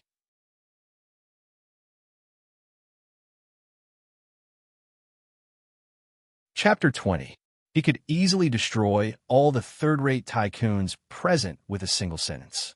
Di Haoyin was the kind of person who could not sit when he was standing and could not sit with him when he was sitting. Therefore, his appearance made everything pale in comparison. Careful. When Tang Rui saw the real Di Haoyin appear in front of her, his unruly and indifferent temperament immediately attracted her whole heart, and her face turned red with excitement. However, if she could attract Di Haoyin, the current situation was just right. Therefore, Tang Rui complained first. She went forward and pulled Tang Qishan's hand like a spoiled child, crying, "Dad, you have to help me." Tang Qishan glanced at Tang Bao, then looked away and whispered to Tang Rui, "What's the fuss about?" Tang Bao took my pink diamond. Last time, she knocked me out because she wanted to snatch my pink diamond. This time, I asked her for it, but she still refused to give it to me. She even openly wore it on her finger. Tang Rui sobbed softly and said while wiping her tears, "Where did you get the pink diamond?" Tang Qishan asked Tang Rui. Before Tang Rui could say anything, Zhou Xianting, who had been watching from the sidelines, came over. "It's like this. Some time ago, I was shopping outside and happened to see this ring in a jewelry store. I thought it looked good, so I bought it. It was not worth much, so I gave it to Tang Rui to play with. I didn't expect her to like it so much. Forget it, Rui, it's just a ring. Today is Mom and Dad's wedding anniversary. Don't be so calculative. Mom will buy you another one next time." No. Mom's gift is very meaningful to me. How can I give it to others casually?" Tang Rui continued to cry. Then, she said to Tang Bao, sensibly, "What kind of ring do you like? I'll sell it to you separately, okay?" Tang Bao did not say anything. Ever since Di Hao Ian appeared, he had been gloating, because Di Hao Ian had ordered her not to take it off. The more Zhou Xiangting and her daughter spoke, the harder it was for them to clean up the mess. Tang Qishan also felt that this was not a big deal. Besides, there were distinguished guests here, so he said, "This is a small matter. We'll talk about it later. Young master, this way please." Di Hao Ian didn't move. His deep and cold eyes flashed as he said, "Although this is a family matter of the Tang family, it's better to talk things out." Tang Bao looked over. Di Hao Ian's expression was unfathomable, and there was a faint sharpness in his dark eyes. Not to mention the Tang Qishan, everyone present was surprised. The all-powerful Di Hao Ian seemed to be interested in the family affairs of the Tang family. Tang Qishan looked at Tang Bao. "If it's Rui, give it to her. If you like the ring, I'll give you money to buy it." Should Tang Bao be touched? Did he think that the ring was Tang Rui's without even asking? Tang Bao's expression suddenly turned ugly. She looked at Tang Qishan coldly and stubbornly refused to speak. However, Tang Qishan only wanted to quickly solve the awkward situation in front of him. He did not consider Tang Bao's feelings. Instead, he felt that she was insensible. In Tang Bao's heart, she had never been sensible in her father's eyes. Is this how President Tang handles family affairs? In this stalemate, Di Hao Ian suddenly spoke. His deep voice cut through the air as if it was cutting open someone's heart. Under everyone's gaze, Di Hao Ian held Tang Bao's hand. That gesture made it seem like he was going to kiss Tang Bao's fingers. Tang Bao's face turned red.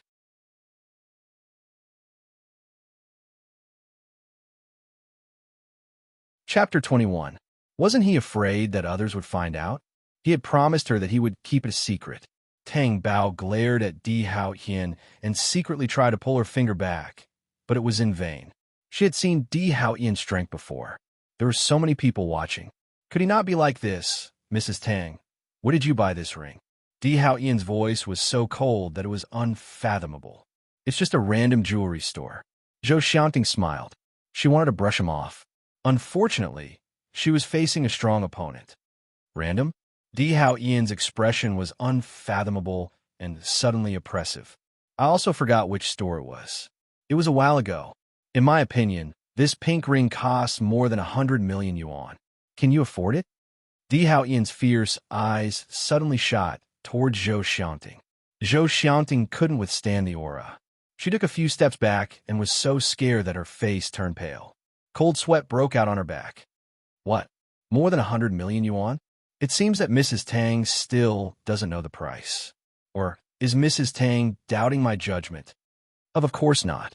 Zhou Xiangting didn't look good, but she was more afraid of Di Hao Ian. The people around them were also very surprised. Who could afford a pink ring that cost more than 100 million yuan? But they also wondered why a small Tang Bao would have a pink ring that cost more than 100 million yuan.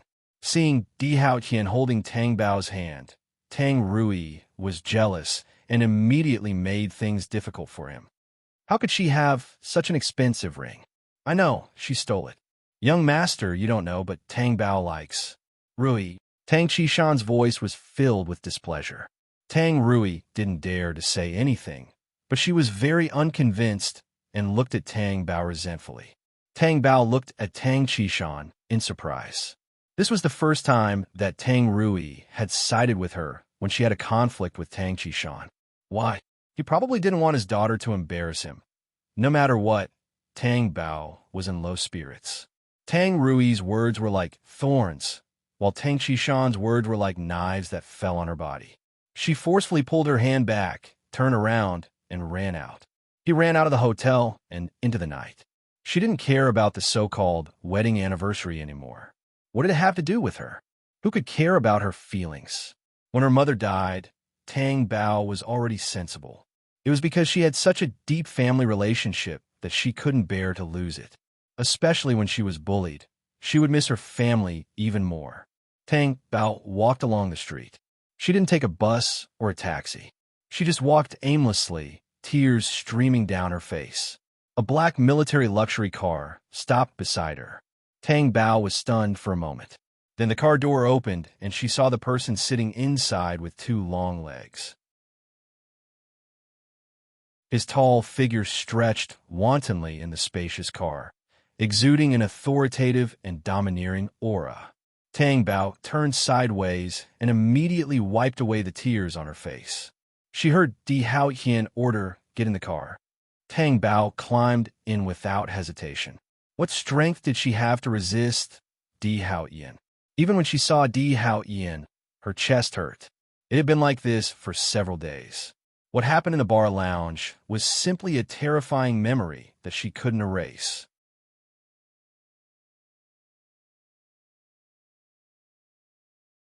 Chapter 22.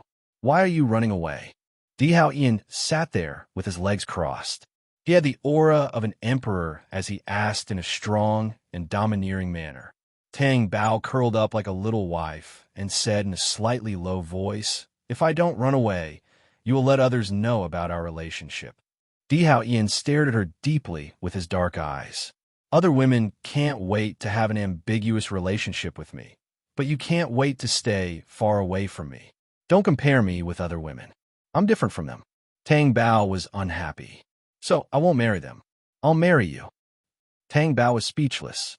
While Tang Bao was speechless, the figure opposite her swayed slightly, and the air was aggressive. Then Tang Bao's wrist tightened, and she was in Di Haoyan's arms. His strong chest made her brain go blank for a moment. Her chin was clamped by a rough and strong finger. She lifted it up and looked into his deep black eyes. "Is this how you want to solve it? We're Chong Sam to their wedding anniversary?" Tang Bao was stunned. She didn't say anything to Di Haoyan. Why did he seem to be able to see through her? "What's the result? Isn't it your ring's fault?" Tang Bao was not convinced. "I want to take it off. I don't want to wear it. Have you forgotten what I said before? Or do you want me to say it again?" Di Haoyan's eyes turned cold. Tang Bao gritted her teeth and didn't say anything. She didn't want to provoke Di Haoyan over such things. She felt the pain in her chest again. "You're wearing a Chong Sam because you want your father to think of your mother when he sees you and make him feel guilty. Let me ask you, has he noticed the clothes you're wearing since he came in?" The look in Tang Bao's eyes changed. Even his breathing changed. Under Di Haoyan's sharp gaze, Tang Bao was embarrassed as if her clothes had been torn apart. She turned her gaze to the side, as if she could avoid Di Haoyan's gaze. "Let me teach you a method." Di Haoyan's voice was low and hoarse. Tang Bao's ears were a little sensitive, so he had to face Di Haoyan again. He was even more curious about what methods he had. "Hang the woman's ex-husband's picture at the banquet. She needs to please your father. She will only panic if she embarrasses him. You have to take advantage of her weakness." "Got it?" Tang Bao was stunned. Di Haoyan was too scary. His method was indeed more useful than hers. Moreover, Zhou Shanting wouldn't care if her father had her mother at his heart. She believed that she had the ability to subdue her father. Zhou Shanting felt uncomfortable wearing her mother's clothes, but she would never show it. Tang Bao admitted that he was not as ruthless as Di Haoyan.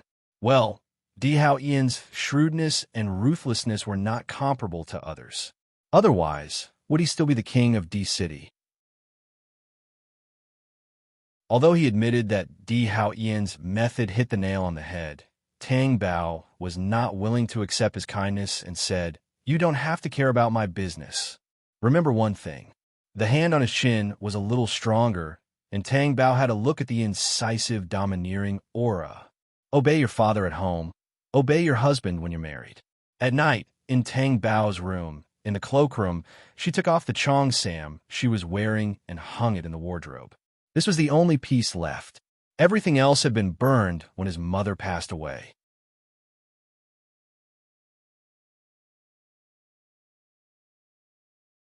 Chapter 23. When she was allowed to stay in this room by Di Haoyan, these women's clothes came over. Previously, she could still tolerate it. Out of sight, out of mind. But now that her mother's clothes were also hanging here, she felt more or less uncomfortable. What was the meaning of moving clothes meant for other women to her room? If he was afraid of ruining them, he could give them to other women. Tang Bao walked out of the room and bumped into Zhongli. She said, "Give me the clothes in the cloakroom that Di Haoyan asked to move in. Take them out. I don't want to wear them." This, young mistress, you should ask young Master D. If young Master D agrees, we can do that. Although he served Tang Bao everywhere, he would only listen to Di Haoyan's orders at critical moments. Tang Bao had no choice but to look for Di Haoyan. She knocked on the door, but there was no sound. Tang Bao pushed the door and went in. She didn't see anyone and was thinking about him. The bathroom door opened, and Di Haoyan walked out with a towel wrapped around his waist. His strong and tall figure was sexy and wild. Wrapped in a heat wave after the shower, he swept over. Tang Bao's face heated up, and she immediately turned around. Di Haoyan saw her interesting reaction, and his dark eyes darkened with a devilish luster. He walked towards Tang Bao and leaned close to her back. His voice was low and magnetic, and his breath was hot. "Don't you know that the most dangerous thing is to have your back facing me?" Tang Bao's neck went numb, and a numbness seemed to have drilled into her blood. She was so scared that she immediately stepped back and stood guard at a distance. "I'm looking for you for something." Tang Bao looked uncomfortable. Even though there was a distance between them, his strong and sexy body still swept over her with heat waves, causing her face to heat up. Even her breathing was unsteady. "Say it." Di Haoyan's eyes flashed with a strange look. "Can you take away all the clothes in my cloakroom? I don't want to wear them." "No." Di Haoyan turned around, and the strong lines of his waist were visible. She walked towards the cloakroom. Tang Bao panicked when he saw this. "Why not? Those clothes must be worn. Isn't this too much? I know you prepared those clothes for another woman, and it's a bit of a waste to throw them away.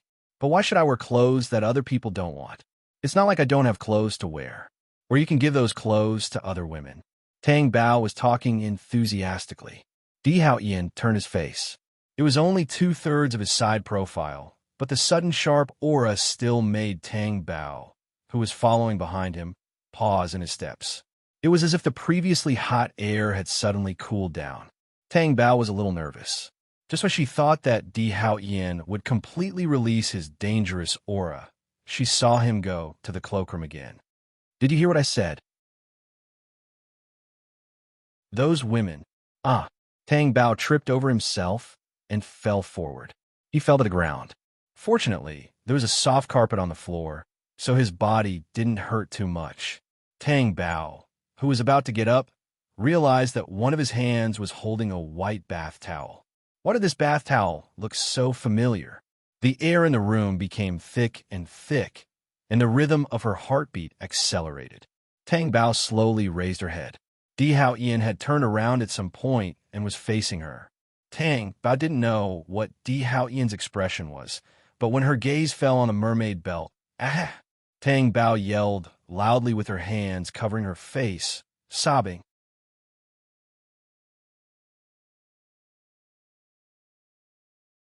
Chapter 24.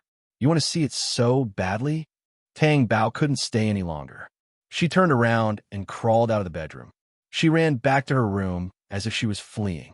Her face was flushed red. Tang Bao felt that she was so hot that she could boil eggs. Her heart was even more flustered. Why was she so unlucky? Why did the towel fall off? Also, what kind of hobbies did Di Haoyan have? He didn't even wear underwear under the towel. Bang, bang, bang. There was a knock on the door. Tang Bao, who was in a daze, was shocked. "Who is it?" "It's me, Zhongli." Tang Bao's tense nerves relaxed. She went forward to open the door. "What's the matter?" Zhongli was standing respectfully outside. "Did the young master instruct you how to deal with those clothes?" Zhongli asked. Speaking of this, Tang Bao felt uncomfortable. He said no. Does this domineering person have a bottom line? He still has to let me wear them. "You don't like the style of those clothes?" Zhongli asked, not understanding. She thought that if she didn't like the style, she would tell the young master tomorrow. Was this a problem with the style of the clothes? Tang Bao thought for a moment and asked, "If your husband gave you the clothes that he prepared for his ex-girlfriend, would you be willing?" "I'm not married." "How old are you?" Tang Bao was stunned. 37. "Why aren't you married yet?" "I was already married when I was 19. This world is too much." Zhongli, Tang Bao suddenly saw the most evil thing in the depths of human nature. For a girl who had just become an adult for less than a year, it was a little overwhelming. Of course, Tang Bao wasn't completely ignorant. After entering university, she had always lived in the dormitory. However, there were one or two restless people in the dormitory. She didn't know where they got the porn and secretly watched it in the dormitory. Tang Bao was so shocked that she glanced at it. She covered her face and saw it through the gaps between her fingers. First of all, it was on TV, so they didn't know each other and there was a screen between them. Second of all, she curiously watched it for a while before falling asleep. It was unlike what had happened tonight. They were so close to each other, and the other party was an acquaintance. It was too scary. The frightened Tang Bao had a terrible dream that night. She dreamed that she was lost in the mountains, surrounded by trees and fog. With every step he took, his calves sank into the thick grass. Just then, something seemed to wrap around her ankle. Tang Bao lowered his head to take a look. He was so scared that he did not dare to move. She saw a super large python crawling up her ankle. It raised its head and spat out its scarlet tongue. It crawled up her knees, down her thighs, and then into her body. Oh, no, no, no, no. Tang Bao woke up from his dream in shock. She hurriedly threw off the blanket to check her legs. Under the light, her white ankles were like jade, and her legs were slender and smooth. There was no python at all, so it was just a dream. Tang Bao's body collapsed backwards. His tender and delicate face was covered with fine beads of sweat, and he was panting heavily. After such a scare, she didn't feel sleepy anymore. Tang Bao had been afraid of snakes since she was young. That soft feeling made her tremble all over, and goosebumps immediately appeared on her skin. This must have been caused by Di Haoqian last night. Tang Bao woke up weak in the morning.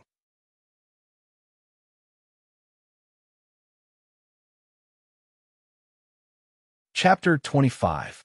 When she walked into the dining room, she saw Di Haoqian sitting at the dining table with his legs crossed. As soon as she saw him, Tang Bao thought of what happened last night. Her face heated up, but she tried hard to stay calm. She pretended that nothing had happened. After breakfast was served, the two of them ate in silence. Didn't sleep well last night?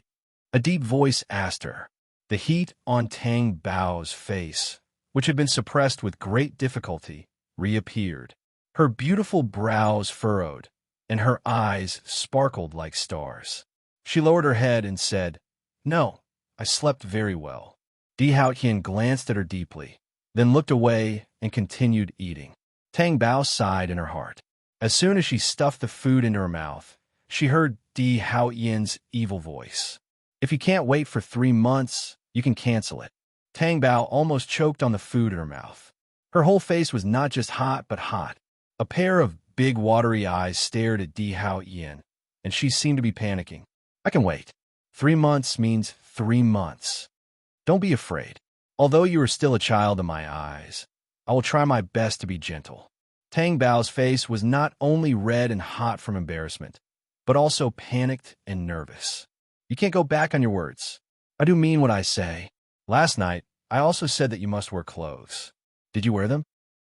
From tomorrow onwards, if you don't wear clothes, I will wear them for you personally." Tang Bao was horrified. This was absolutely impossible. At school, Tang Bao leaned against a big tree by the flower bed and sighed.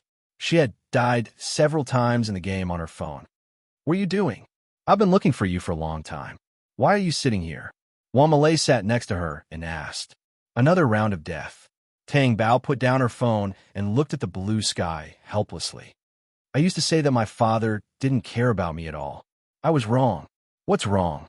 Did your father apologize to you?" "No." "Then what is it?" "Because in the end, I didn't find myself a husband when I got married, but a father." Tang Bao was extremely conflicted. "You mean the young master?" Wang Malay's eyes immediately sparkled. "Who else could it be? You're meddling too much.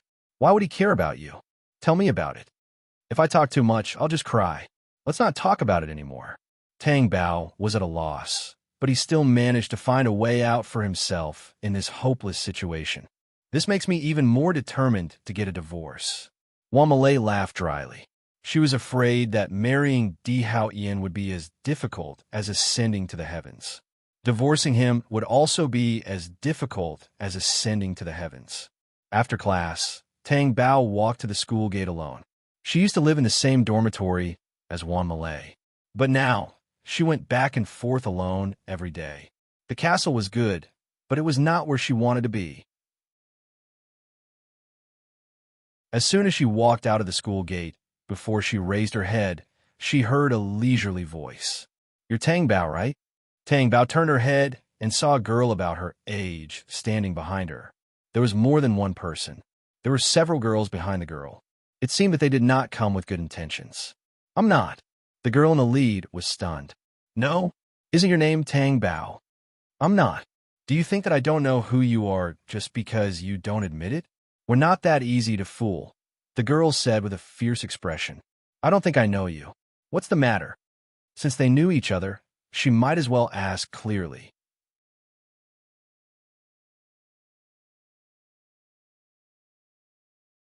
Chapter 26. "Where are you going?" "I'll tell you why we're looking for you." "I'm not going."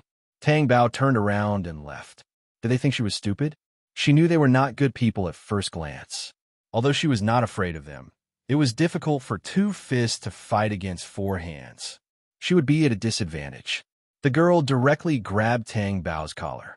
The other girls also stepped forward to grab her, one on the left and one on the right. The luxurious military vehicle not far away was like a dormant beast waiting quietly, ready to erupt with ferocity and bloodthirst at any time. There were also a few bodyguards' cars behind it. It was a deterrent force that no one could get close to. Those who passed by had to take a detour. In the spacious car, Di Hao Ian was sitting inside, holding an expensive red wine in his hand. His gaze fell on the scene outside the car window at the school gate. He was calm and steady, sharp and obscure with a cold sneer. "Young master, it seems like it's a fight between students," Hiju, who was sitting in the front seat, said. Tang Bao was dragged to the alley next to the school by these people. There was no one here, so it was convenient to attack. "Tell me, what did I do to offend you?" Tang Bao was sure that she did not know these people, but she did not want to be beaten up for no reason. "What did you do to offend us? Did you remember after we beat you up?" The girl said fiercely. "Beat her up. Wait a minute. Beat her up later." Tang Bao immediately reached out to stop her. "What else do you want to say?" The girl was very impatient. It seemed that she would not be able to calm down if she did not beat Tang Bao up immediately. After the girl finished asking, before she could see what was going on, it was as if a brick had been thrown at her. But her reaction was too slow, and she knew it was too late. With a bang, the girl in front rolled her eyes and fell to the ground. Her forehead was still bleeding. When the other girls saw this, and Tang Bao was still holding a brick in her hand, they immediately rushed forward angrily. Tang Bao knew better than to fight when the odds were against her. She turned around and ran. However, just as she turned around and ran 2 steps, she bumped into a solid wall of flesh. Tang Bao felt that her whole head was going to faint. At that moment, she thought, who exactly did she bump into? Why was his body so strong? He was even sent flying by the impact. In the next second, she felt something tighten around her waist, and she was pulled back. Tang Bao was once again stuck to the meat wall. Then Di Hao Ian's uncanny and domineering face appeared in the depths of his eyes, and even the contours of his face became colder. When the other girls saw Di Hao Ian's ferocious and inhumane gaze, they were so scared that they stopped chasing after him. "Tell me, what did she do?" Di Hao Ian asked coldly and threateningly. One of the girls hesitated and said, "She stole someone else's boyfriend." After saying that, she looked at the unconscious girl on the ground. She seemed to have stolen her boyfriend. Tang Bao was stunned for a moment. Then she felt that the hot chest that was pressed against her body was about to cool down, causing her body to tremble involuntarily.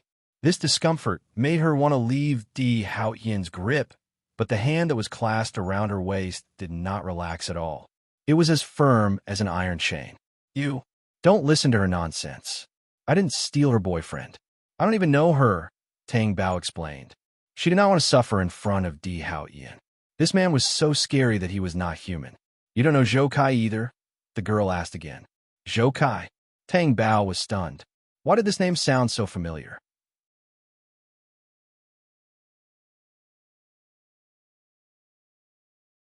Chapter 27. Did she really cause trouble? Just as Tang Bao was in a daze, Di Haotian's deep voice sounded from above her head. Do you want to continue? Of course. The girls did not dare to continue and stood still. After getting into the car, Tang Bao raised her head and looked at the school gate outside the window. She did not understand why Di Haotian suddenly appeared in front of her school gate. After the car left, Tang Rui walked to the girls and looked at the girls who seemed to be waking up on the ground. She was so angry that she did not want to look at them a second time. What a bunch of trash. But what made her even angrier was why Tang Bao was so close to Di Haotian. This made Tang Rui's face filled with suspicion and resentment. The car drove steadily on the road. Tang Bao sat upright and endured the pressure in the car. It was like a gloomy net that covered her body and could not be torn open. Tang Bao sneaked a peek and met Di Haotian's cold and sharp black eyes. She was so scared that her heart skipped a beat, and she immediately looked away. You have nothing to say? Di Haotian's tone was intimidating. He sat there lazily and exuded a strong and domineering aura. What do I have to say? Tang Bao muttered. Di Haotian did not show any anger. Instead, he sneered with a hint of danger. Are you feeling uncomfortable again? Do you want me to massage you? Tang Bao thought about what he meant, and her face heated up. She crossed her arms in front of her chest and said anxiously, Don't mess around. I'll say it. You can't blame me. That boy wrote me a few love letters. He came to my school once, but I rejected him. Most importantly, I didn't even read the contents of the love letters. Why did you reject him? He's too ugly. Moreover, the person she liked at that time was Di Junbai. She could not accept anyone else, even if it was Di Haotian. Of course, she didn't dare to say that out loud. You'd better behave yourself. Otherwise, you won't be able to study anymore. I'll lock you up in the castle every day. Di Haotian narrowed his long and narrow eyes, sending out a dangerous signal. Tang Bao's heart trembled. She believed that Di Haotian was not joking. This man was ruthless and merciless. Any man would be afraid in front of him, let alone a girl. Tang Bao felt that Di Haotian was not the reincarnation of a demon, but the reincarnation of a demon king. The oppressive atmosphere in the carriage settled down for a while, but it didn't settle down. Tang Bao thought of something and asked, Why did you come to my school? Didn't you say that you wouldn't let anyone know about our marriage? I don't know what other people would think if they saw us being so close. Are you so afraid of others finding out? Di Haotian's dark eyes were filled with malice. That's not it. It's just that I'm still a student. There's no need to cause any other trouble. Di Haotian's identity was very sensitive. She didn't know what kind of topic he would bring to her. Tang Bao felt that it was most likely not good. Di Haotian didn't continue to pursue the matter. His thin lips parted slightly. Let's go eat. Tang Bao thought that they were going to a restaurant outside. She wondered why Di Haotian was in such a leisurely mood. However, when they arrived, they saw a luxurious villa and a glamorous scenery. It looked like a rich family, not a high-class clubhouse where people only ate. There were male and female servants waiting at the door. They were very respectful.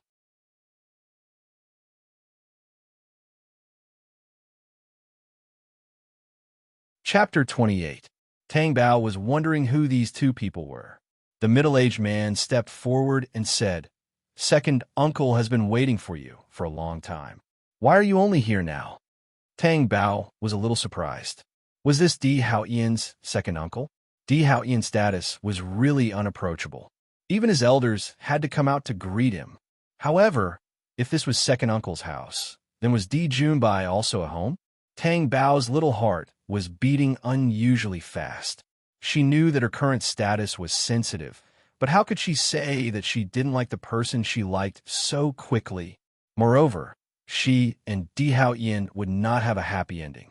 In the end, when she became single again, could she still chase after Di Junbai? Thinking about this messy relationship, Tang Bao's mind was a little tangled. However, she did not see Di Junbai during the meal. Instead, she saw Lan Wanru sitting opposite her. Her temperament was quite similar to her aunt, Li Yuhuai. However, her gaze was directed to the side from time to time. Tang Bao noticed it. It was so obvious. Only a blind person could not see it. She secretly glanced at Di Haoyin next to her, as if he did not see it. Was this the case of the concubine having the lover, but not the lover? Tang Bao felt that Di Haoyin's taste was really unique. Lan Wanru's temperament was outstanding, gentle, and beautiful. Why didn't he like her? Why did he choose Tang Bao? Of course, Tang Bao was not belittling herself. She just felt that Lan Wanru was more suitable as a wife. Tang Bao was only 19 years old. What did she know about being a wife? She did not know anything. She was quite accurate with the brick. Tang Bao's mind was busier than her mouth as she ate. She thought about the clothes and bras in the cloakroom. Could it be that Di Haoyin married her because he liked her size? Thinking of this, Tang Bao looked at Lan Wanru's chest. It was indeed much smaller. So, was this the reason why Di Haoyin didn't like it? Lan Wanru frowned when he felt the abnormal gaze. Only then did Tang Bao retract her wretched gaze. At this moment, the bowl was filled with vegetables. It was Di Haoyin. She was stunned for a moment before she lowered her head and ate in embarrassment. This behavior was definitely seen by others. There were also various expressions on everyone's faces. Second, Uncle Di Lingyue's expression was unclear. Second, Aunt Li Yuhuai's gentle smile. Lan Wanru's expression was downcast. Is it not to your liking? Li Yuhuai asked with a smile.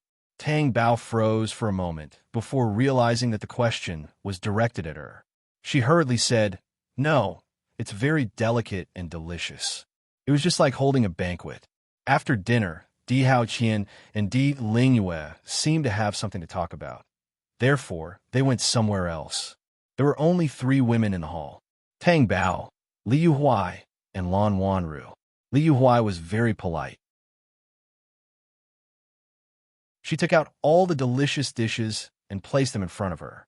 Although Tang Bao was delicious, she couldn't really pick it up and eat it.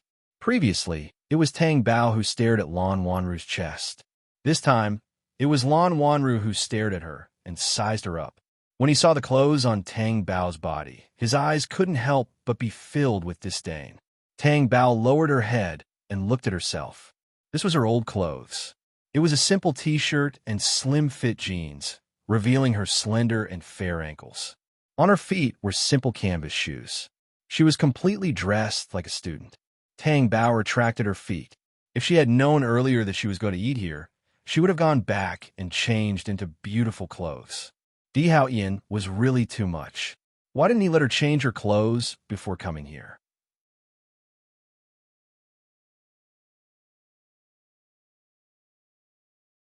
Chapter 29. After that, she ran to the bathroom. When she was washing her hands, the door opened. Tang Bao thought that someone was going to use the bathroom. When he turned around, he saw Lan Wanru coming in. If Lan Wanru came in to use the bathroom, it wouldn't be a big deal. The problem was that she had been staring at Tang Bao ever since she came in.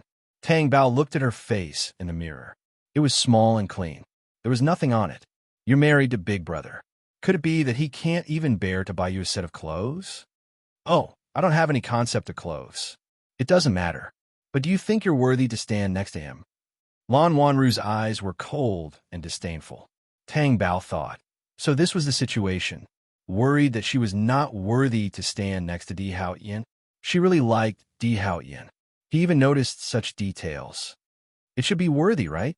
Otherwise, Di Haoyin wouldn't let me stand next to him, Tang Bao said innocently.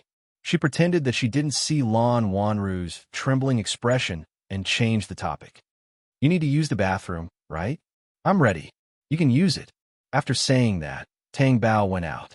When they left, Di Lingyue's family sent them off at the door again. When they got into the car, they couldn't see the villa anymore. Tang Bao retracted his gaze from the window and glanced at Di Haoyin, who was cold and strong even though he was sitting there silently. There was a faint sense of strength in him. His slender legs were wrapped under the well-ironed suit pants. They were straight and strong. His black suit had a deep coldness and an undeniable cost. The cufflinks of his shirt were made of black diamonds. They shone with a black light and reflected the supreme nobility. With Di Hao Yian's power and wealth, the value of what he was wearing would definitely make one speechless. Tang Bao, on the other hand, only had a few hundred yuan on him. The difference was huge. They were indeed not worthy. Why didn't you tell me in advance that we were going to eat here? That way, I could have prepared, Tang Bao said. Di Hao Yian's eyes narrowed. He was deep and unruly. Prepare for what? Change your clothes. Aren't you afraid that I'll embarrass you? Tang Bao was curious. Logically speaking, a man of Di Hao Yian's status should be more particular about his appearance, let alone his wife, Tang Bao. Or was it because he didn't care? I have a lot of face. You can throw it away for the rest of your life. Di Hao Yian said nonchalantly. In the morning, while Tang Bao was washing up in the bathroom, he heard Zhongli knocking on the door. He seemed to have come in, but he didn't know what he was doing. Usually, the Tang Bao would only clean the room when she was not around so as not to disturb her. When Tang Bao came out of the bathroom and found Zhongli, Zhongli was fiddling with some clothes in the cloakroom. What do you think of wearing this today? Zhongli picked out a matching two-piece casual dress and asked. She picked it out from the clothes Di Hao Yian gave her. Di Hao Yian's warning was still ringing in her ears. She didn't dare to not wear it. After Zhongli picked out the clothes for her, she didn't say yes or no and just took it. She put it on after Zhongli went out. She didn't know how Di Hao Yian wanted to torture her. Tang Bao suddenly had an idea. Could it be that there was a woman in these clothes? Was that why he made such a request? Was she a substitute? At school, while Tang Bao and Wan Malay were chatting happily, a handful of soil fell from the sky and landed on them.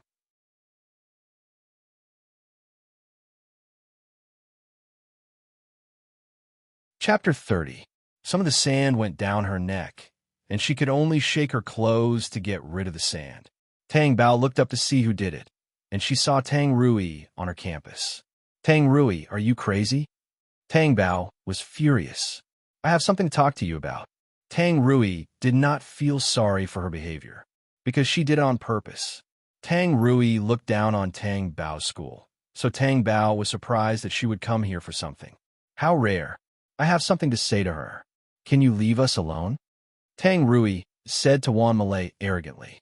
As Tang Bao's good friend, she naturally knew what kind of person the second daughter of the Tang family was. She immediately said, I'm happy to stand here. This is not your school. Why are you interfering? Tang Rui's expression immediately turned ugly. Just say what you have to say. I don't have time to waste with you, Tang Bao said impatiently. Okay then, let me ask you, what's your relationship with Di Hao Yian? Tang Bao was stunned. What did she mean? Why did Tang Rui ask this? Could it be that she knew about her relationship with Di Hao Yian? That shouldn't be. She didn't say anything. Di Hao Yian promised not to say anything, so he wouldn't say anything. There's nothing to do with it. Tang Bao looked confused. If nothing, why would he go to our parents' wedding anniversary? If nothing, did you get into his car after class last night? Tang Rui glared at her angrily. How would I know he would go on our wedding anniversary? Wasn't it my dad who invited him? As for what car he got in last night, I don't even know. Malay, I think I left with you after class. Did you see us? Tang Bao elbowed Wan Malay. No, we left the school together. I went to buy food after you got into the car, and then went straight back to the dorm. Nothing happened. Tang Rui, did you see wrongly? Wan Malay said cooperatively. Do you think I'm blind? Even if Tang Bao turned into ashes, I would still recognize him. Tang Bao, tell me honestly, did you become Di Hao Yian's lover? I'm going back to tell my dad. Tang Bao lowered her head and scratched the bridge of her nose with her index finger. She didn't even want to be Di Hao Yian's wife, so why would she want to be his lover? Wan Malay, who was next to her. Tang Rui, I'm curious. Because Mom and Dad agreed to let me marry Di Hao Yian. Tang Rui was so proud that she almost had her nose in the air. Did Di Hao Yian agree? Tang Bao asked. Indeed. And he showed up at my parents' wedding anniversary last time, which means he thinks highly of the Tang family. It won't be difficult to propose a marriage. Tang Rui was having a beautiful dream and said proudly, Didn't you just say that Di Haotian's attendance at the banquet had something to do with me? Tang Rui's face turned green. I'll marry Di Haotian, so stay away from him. If I see something I shouldn't see again, I won't forgive you. After saying that, he left with a warning. Tang Bao looked at the receding figure and was puzzled. Did I dig up Tang Rui's ancestral grave in my previous life? Why is it that everything she likes has something to do with me? But this time, it's the only time she did something that made me happy. You mean she wants to steal Di Haotian from you? Tang Bao nodded vigorously. Yes.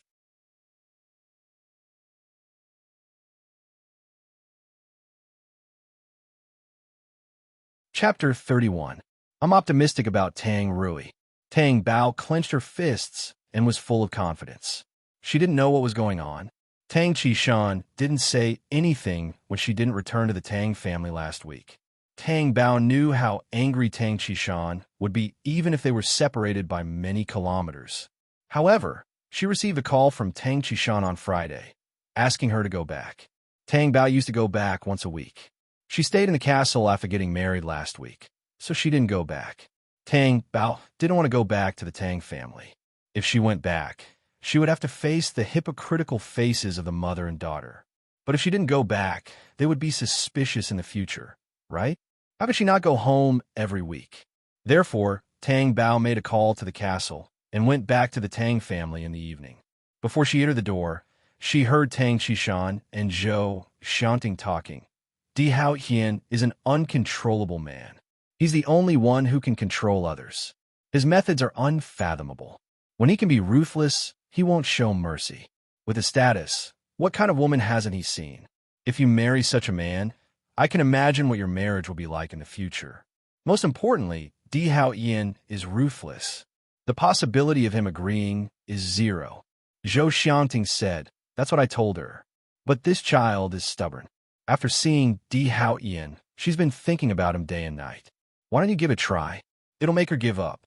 Tang Bao walked in as if she didn't hear them. She leaned on the sofa and asked, why did you ask me to come back? You won't come back for a few weeks? If I don't ask you, are you not going to come back? Tang Qishan's face turned cold. Do you care if I come back or not? Tang Bao asked. Tang Qishan seemed to be angry. Tang Bao patted the back of Tang Qishan's hand on the sofa and comforted him. Don't be angry. I'm used to it. Tang Qishan's face twitched stiffly. She then asked, what's up with your ring? Dad, I heard from Tang Bao's classmate that she bought it from a Tenyuan store, Tang Rui said. He looked at Tang Bao with disdain. Why would Di Haotian say that? Tang Qishan was puzzled. How would I know? Tang Bao played dumb. Tang Qishan thought that it might be a misunderstanding. He would never have thought that his daughter would be involved with Di Haotian, who was so powerful that he could do whatever he wanted. Although she said that, Tang Rui saw Tang Bao's nonchalant expression and misinterpreted it as mockery toward her. Resentment immediately rose in his heart. During dinner, the phone in the living room rang. It was Tang Bao. She was stunned and left the table to answer the call. She took out the phone from her backpack and saw that it was an unknown number. Hello, who is this? Did you ask for my permission to go back? A low and intimidating voice came over the phone with a domineering tone. Tang Bao's little heart tightened. He looked at the table and walked out to answer the call. The mother and daughter at the table secretly communicated with each other. When they went outside, I did call home. Besides, I'm just going back to the Tang family. I'll be back on Monday. You're my woman now. You have to ask for my permission before you do anything. I'll give you 30 minutes. If I don't see you, I'll ask the driver to pick you up. Wait. Tang Bao panicked. Say it.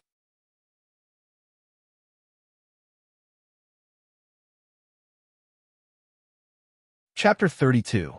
The other party hung up the phone unilaterally. Did that mean she agreed? Tang Bao breathed a sigh of relief.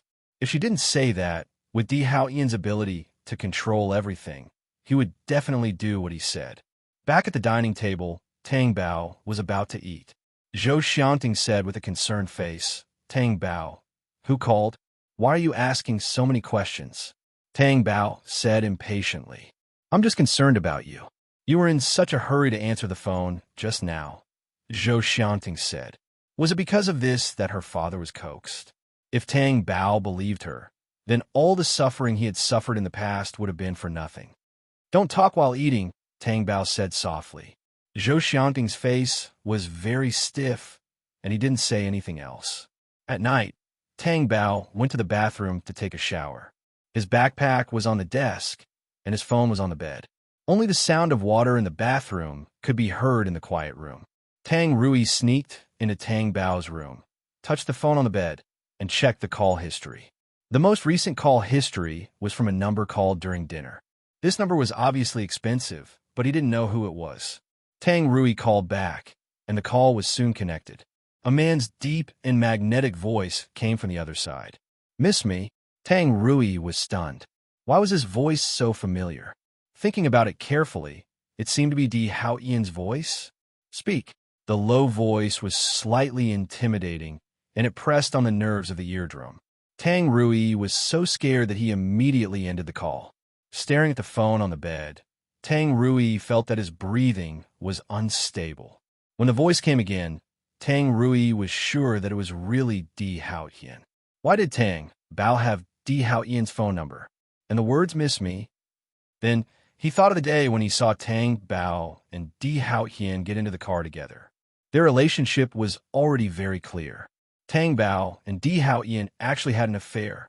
Tang Rui was so angry that he wanted to smash the phone. Di Haoyan could only belong to her. Why did Tang Bao always want to snatch her things? Tang Rui turned and left the room with a twisted expression of hatred on his face. Tang Bao, who had just come out of the shower, did not know about this episode. The next day, Tang Bao woke up early. He had left long before the Tang family had woken up. Didn't she say on the phone yesterday that Di Haoyan would see her the moment he opened his eyes? Therefore, she raced against time to return to the castle. As soon as she entered, she grabbed Zhongli and asked, "Has Di Haoyan woken up yet?" "Not yet." Tang Bao threw down his backpack and groped his way to Di Haoyan's room. Quietly, he pushed open the door and went in. Di Haoyan was lying on the big bed in the bedroom. His tall and charming figure still exuded the essence of a beast, even when he was asleep.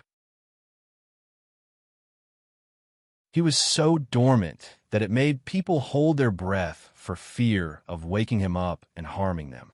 Tang Bao slowly approached him. Every step she took was so careful.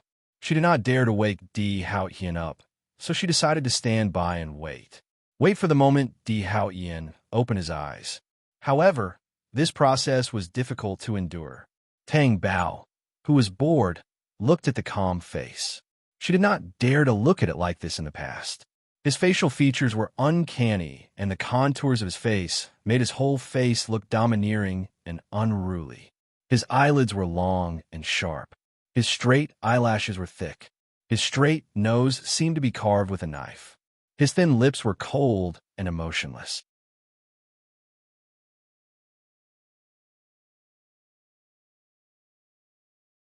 Chapter 33.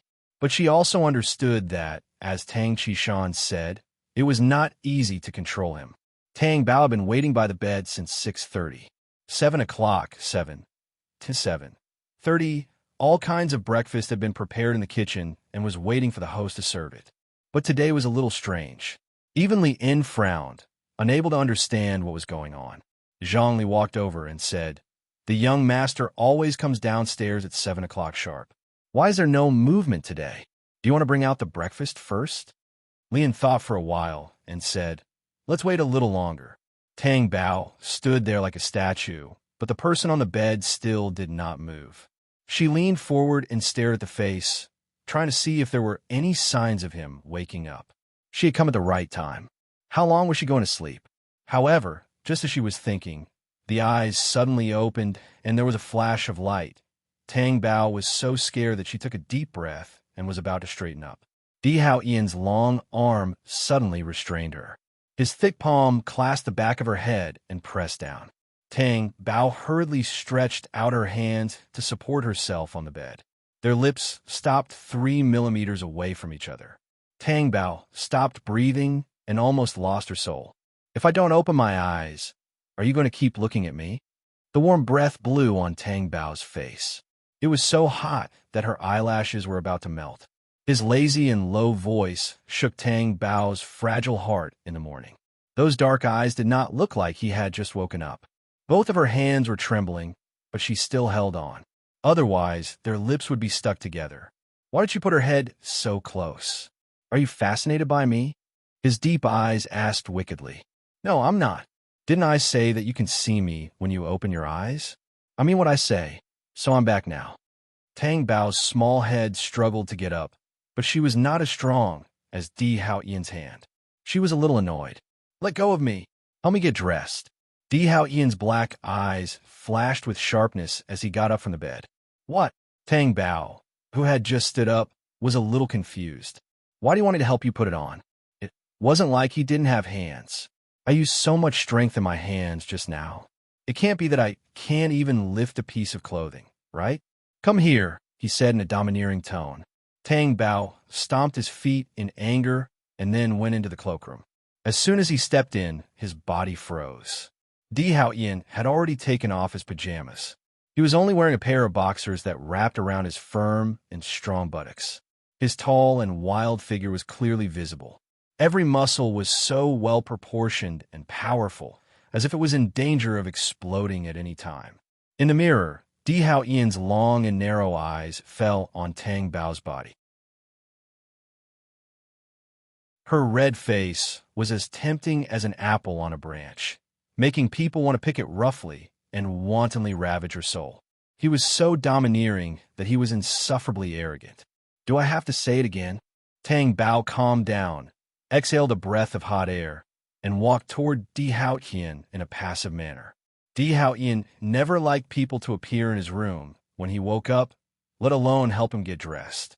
Obviously, Di Haoyan was deliberately making things difficult for him.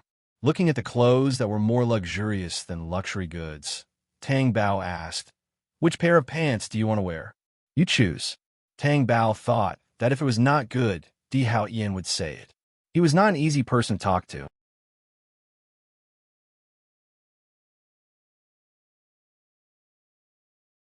Chapter 34. While putting on Di Haoyan's pants, Tang Bao tried to focus her eyes and not wander around. In fact, there were many boys in the school with good figures, but compared to Di Haoyan, they were weak. They were incomparable. When she pulled up the pants, it got stuck. Tang Bao thought that she didn't pull it up properly, so she pulled it up again and used more strength.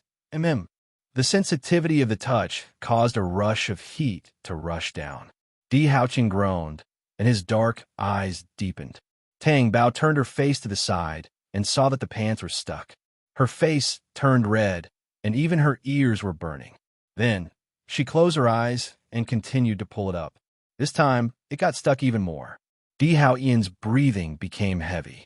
He looked down at Tang Bao with a wild look in his eyes, and his 19-year-old body emitted a delicate fragrance. That. Tang Bao was dumbfounded. Why couldn't she pull it up? Why was it getting more and more stuck?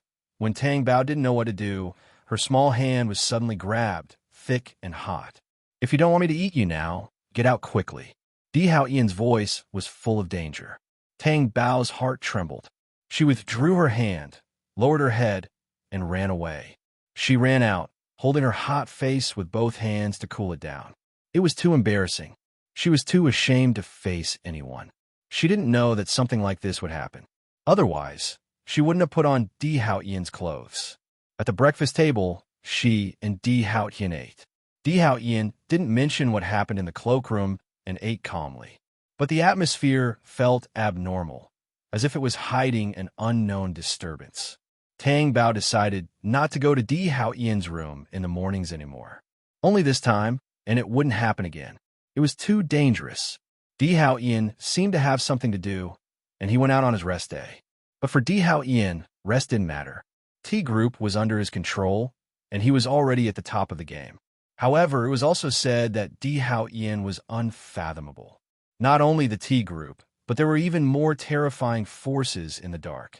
He didn't know whether it was true or not. It was just a legend. However, Tang Bao felt that he had to believe it because Di Haoyan was really powerful, At the very least, she had never seen anyone more powerful than him in Imperial City. Tang Bao did not know whether this was good or bad for her. Thinking about it, he would definitely reject it, right? A man who was too powerful would not be able to escape from his grasp. Di Haoyan was too much. Why did he insist that she come back when he had something to do? During the day, Tang Qishan called to ask her what was going on. She said that she was going out with her friends and would not be going home at night. She would go straight to school on Sunday. Then, Tang Qishan hung up the phone with a bad attitude. Tang Bao finished his homework in his room and played games for a while. He was very bored. Just when he was bored, Wan Malay called. "It's so boring at home. Come out and have some fun. Don't you feel tired looking at your stepmother?" "I'm at Di Haoyan's place." Should I hang up?" "No, he's not at home." "Didn't you say you were going back to the Tang family? Why are you at Di Haoyan's place again?" "I know. I don't have personal freedom." Tang Bao felt his eyebrows twitching. "Why don't I have freedom? If I really don't have freedom, why would I receive your call?" "Baby, your requirements are so low." Tang Bao's head fell on the bed, and he felt like he had nothing to live for.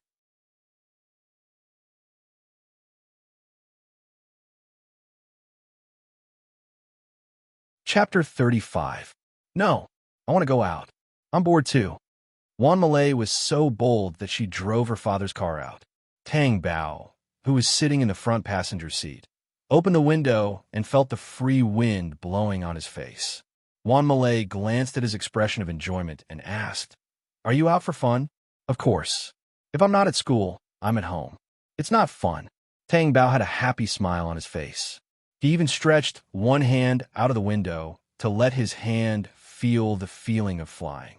His slender white fingers were penetrated by the sunlight. They were crystal clear and beautiful. It was convenient to have a car, but parking was a big problem. It was a rest day, so there must be many people out for fun. The car stopped slowly. There was a luxurious club opposite. Tang Bao looked at the magnificent door and the luxury cars in the parking lot. He knew that the people inside were either rich or powerful. The car was forced to stop by the manager. Wan Malay, who had not found a parking spot for a long time, ran out of the car and argued with the manager. "Why are you stopping my car? You can't stop here. Why can't I stop? I'm going to eat inside." Wan Malay raised his chin and said. The manager looked up and down at Wan Malay and the car behind him, which was worth more than 100,000 yuan. Then he laughed mockingly. "Are you kidding me? People who eat here can't drive in such a car." Wan Malay did not believe him. "What rule is that? If you don't leave, I'll ask the security to kick you out." The manager's attitude was not good. "Why are you so unreasonable?" Seeing that they were about to quarrel, Tang Bao quickly got out of the car and pulled Wan Malay. "Forget it. Let's find another parking spot. Your car is piled up in the luxury car. It's normal that people don't like it. But we've looked for a few times and still can't find a parking spot. How about I pay you more?" Wan Malay discussed with the manager. The manager really did not want to waste his breath on such a poor person. He reached out and pushed Wan Malay, who bumped into Tang Bao. "Go back to where you came from. If it weren't for your young age, I wouldn't have been so courteous to you." Tang Bao was infuriated. Just as he was about to fly into a rage, he saw the manager's nasty face take a 360-degree turn and walk forward with a face full of wrinkles. Tang Bao turned around and saw a military limousine stop in front of him. Tang Bao was very familiar with this car. Why is Di Haoyan here? Even if the manager bowed like a pug and greeted them with a smile, he had become insignificant at this moment. The bodyguard opened the door. Di Haoyan got out of the car. His eyes narrowed when he saw Tang Bao. Tang Bao felt that he was really unlucky to run into Di Haoyan when he was out for a meal. In the past, when he had not met Di Haoyan, there was no such possibility. Wan Malay made a small gesture behind her and poked her butt.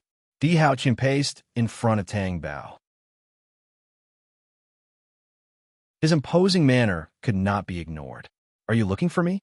Tang Bao was embarrassed. "Who's looking for you?" "We're looking for a parking spot." In the midst of this silence, another deep and thick voice cut into the conversation. "Since we've run into each other, let's eat together."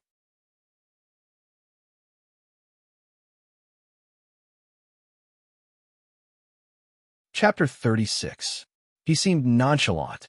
Tang Bao looked at Di Hao Ian's expression and guessed that he was having dinner here with this man. No need. I'll eat somewhere else with my friend, Tang Bao quickly said. Wan Malay felt the pressure and immediately said nervously, I remember that I have something to do, so I'll leave first. Bao Bao, take your time to eat. After that, she climbed into the car and drove away. Tang Bao was dumbfounded. How could she do that? Besides, Di Hao Ian did not ask her to have dinner with him. This was too awkward. She laughed dryly at Di Hao Ian's cold face and said, I'll take a taxi back myself. Bye. Tang Bao was about to leave when her shoulder was suddenly hugged by someone. She thought it was Di Hao Ian, but when she turned around, she was stunned. That man was staring at her with his cold and calm eyes. The next second, the world spun. Tang Bao fell into Di Hao Ian's hard chest and was hugged by strong arms. Tang Bao's face suddenly heated up, and she stared blankly at Di Hao Ian's gloomy face. Let's eat together. Huh, okay. She did not really want to eat. Tang Bao followed Di Hao Ian to the high-end clubhouse, followed by cold bodyguards. Wherever they went, everyone respectfully avoided them. They entered the private room. The three of them sat down. Tang Bao was not used to being with Di Hao Ian, and now there was another man with a cold aura. He was expressionless, as if he did not care that there was another girl in the private room, but his eyes fell on Tang Bao's face. It was a gaze that could penetrate the soul. I didn't expect you to be married. I'm curious, what attracted you to her? Gu Linshan asked. She was not attractive, but Tang Bao was curious. If you don't want to eat this meal, you don't have to. Di Hao Ian's face darkened, and his thin lips were cold. Gu Linshan didn't say anything. He just drank the soup in silence. It was as if he hadn't said anything just now and had lost interest. Tang Bao felt uncomfortable when a piercing gaze fell on his face. He knew where the gaze came from and quickly lowered his head to eat. During the meal, Tang Bao learned from their conversation that this man was Di Hao Ian's friend, Gu Linshan.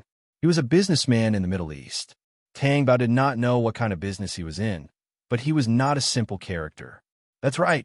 A simple person can't possibly be on the same level as Di Hao Ian. After entering the private room, Gu Linshan and Di Hao Ian sat down almost at the same time. If it had been anyone else sitting in front of Di Hao Ian, they definitely wouldn't have had the right to do so. After the meal, Tang Bao got into Di Hao Ian's car and went back to the castle. He directly took her to Tang Bao's room. Take off your clothes. He was cold and domineering. Huh? Why are you taking off my clothes? Tang Bao was shocked. Why was this change so scary? They had just had dinner. Was it because they were full and warm that they wanted to have sex? Change into another one. Di Hao Ian's face was filled with anger. The air in the room was turbulent. If you don't want to, I'll change it for you myself. Tang Bao didn't know what was going on, but she didn't want Di Hao Ian to do it himself. She quickly went to the cloakroom to change. After coming out, Di Hao Ian ordered the maid to throw away the clothes.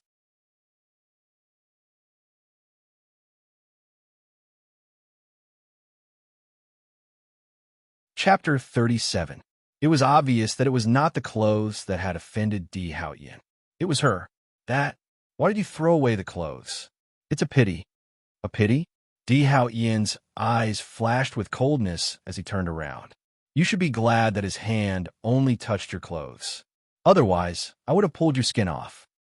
Tang Bao suddenly remembered that Gu Linshan had put his arm around her shoulders. Was it because of this that he had asked her to change her clothes? Tang Bao was sweating profusely and on the verge of breaking down. Wasn't a little too serious? It was just a touch. There was no need to do this, right? However, Tang Bao did not dare say this out loud. She could only swallow her thoughts. She did not forget that the two men in the bar had their tendons removed without touching her. Tang Bao could not help but curse in her heart. The reincarnation of the devil. On her way to school, before she reached the classroom, people were pointing at her. It was as if she, Tang Bao, had done something shameful. Wan Malay, who bumped into her at the door of the classroom, pushed her out directly. What are you doing? Have you seen the school forum? No. Let me show you. Wan Malay turned on his phone and opened the forum. Then she saw a photo that was very eye-catching. A man and a woman were kissing in a more secluded place.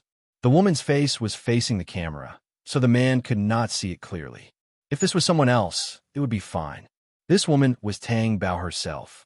Let's not find out who this man was first. The point was that she had not been kissed by anyone except for Di Haoyan, who took her first kiss on her wedding day. The man and woman in the photo were so intoxicated. Did you cheat? Wang Malay either did not ask or asked a shocking question. What nonsense are you talking about? What's going on? When did I kiss anyone? Tang Bao's first thought was that if Di Haoyan found out, she would not be able to live until tomorrow. If not, then this photo was photoshopped. But the skills are good. It looks like the real thing. Tang Bao was frowning and gnashing her teeth at the person who framed her when the man in the photo appeared. Why do you look unhappy? She turned around and saw Zhou Kai in their school. Tang Bao did not understand why this person appeared again. But then she had the urge to chop Zhou Kai. Do you think we are quite photogenic? Zhou Kai took out the photo on his phone and waved it in front of Tang Bao. It was the photo that was posted on the forum. You did this? Tang Bao tried her best to calm. Yes, but Tang Yu Tang, Su Tang, Tang Tang, Bao, Su Tang, Bao, Tang Tang, Su. Look, Tang Bao was Tang's right. Wang Malay wanted to help, but she was blocked by Zhou Kai's friends. Zhou Kai looked at Tang Bao's soft and tender face lecherously and asked, "Are you excited to have something to do with me? Do you want another deep kiss?" I promise. Before he could finish his sentence, a brick was thrown at his head. Ah! Zhou Kai fell to the ground and fainted. Tang Bao stepped forward and stepped on Zhou Kai's weak spot, forcefully waking up the fainted Zhou Kai with a burst of wailing and howling. I make you excited. I'll make you excited. I'll make you excited. Tang Bao muttered a sentence and stomped on the ground with sufficient strength. Zhou Kai's wailing was so loud that it almost attracted all the teachers and students in the school. You're tuning in to the Warrior Lore YouTube channel. Don't forget to subscribe and join us on this journey to catch the most captivating stories.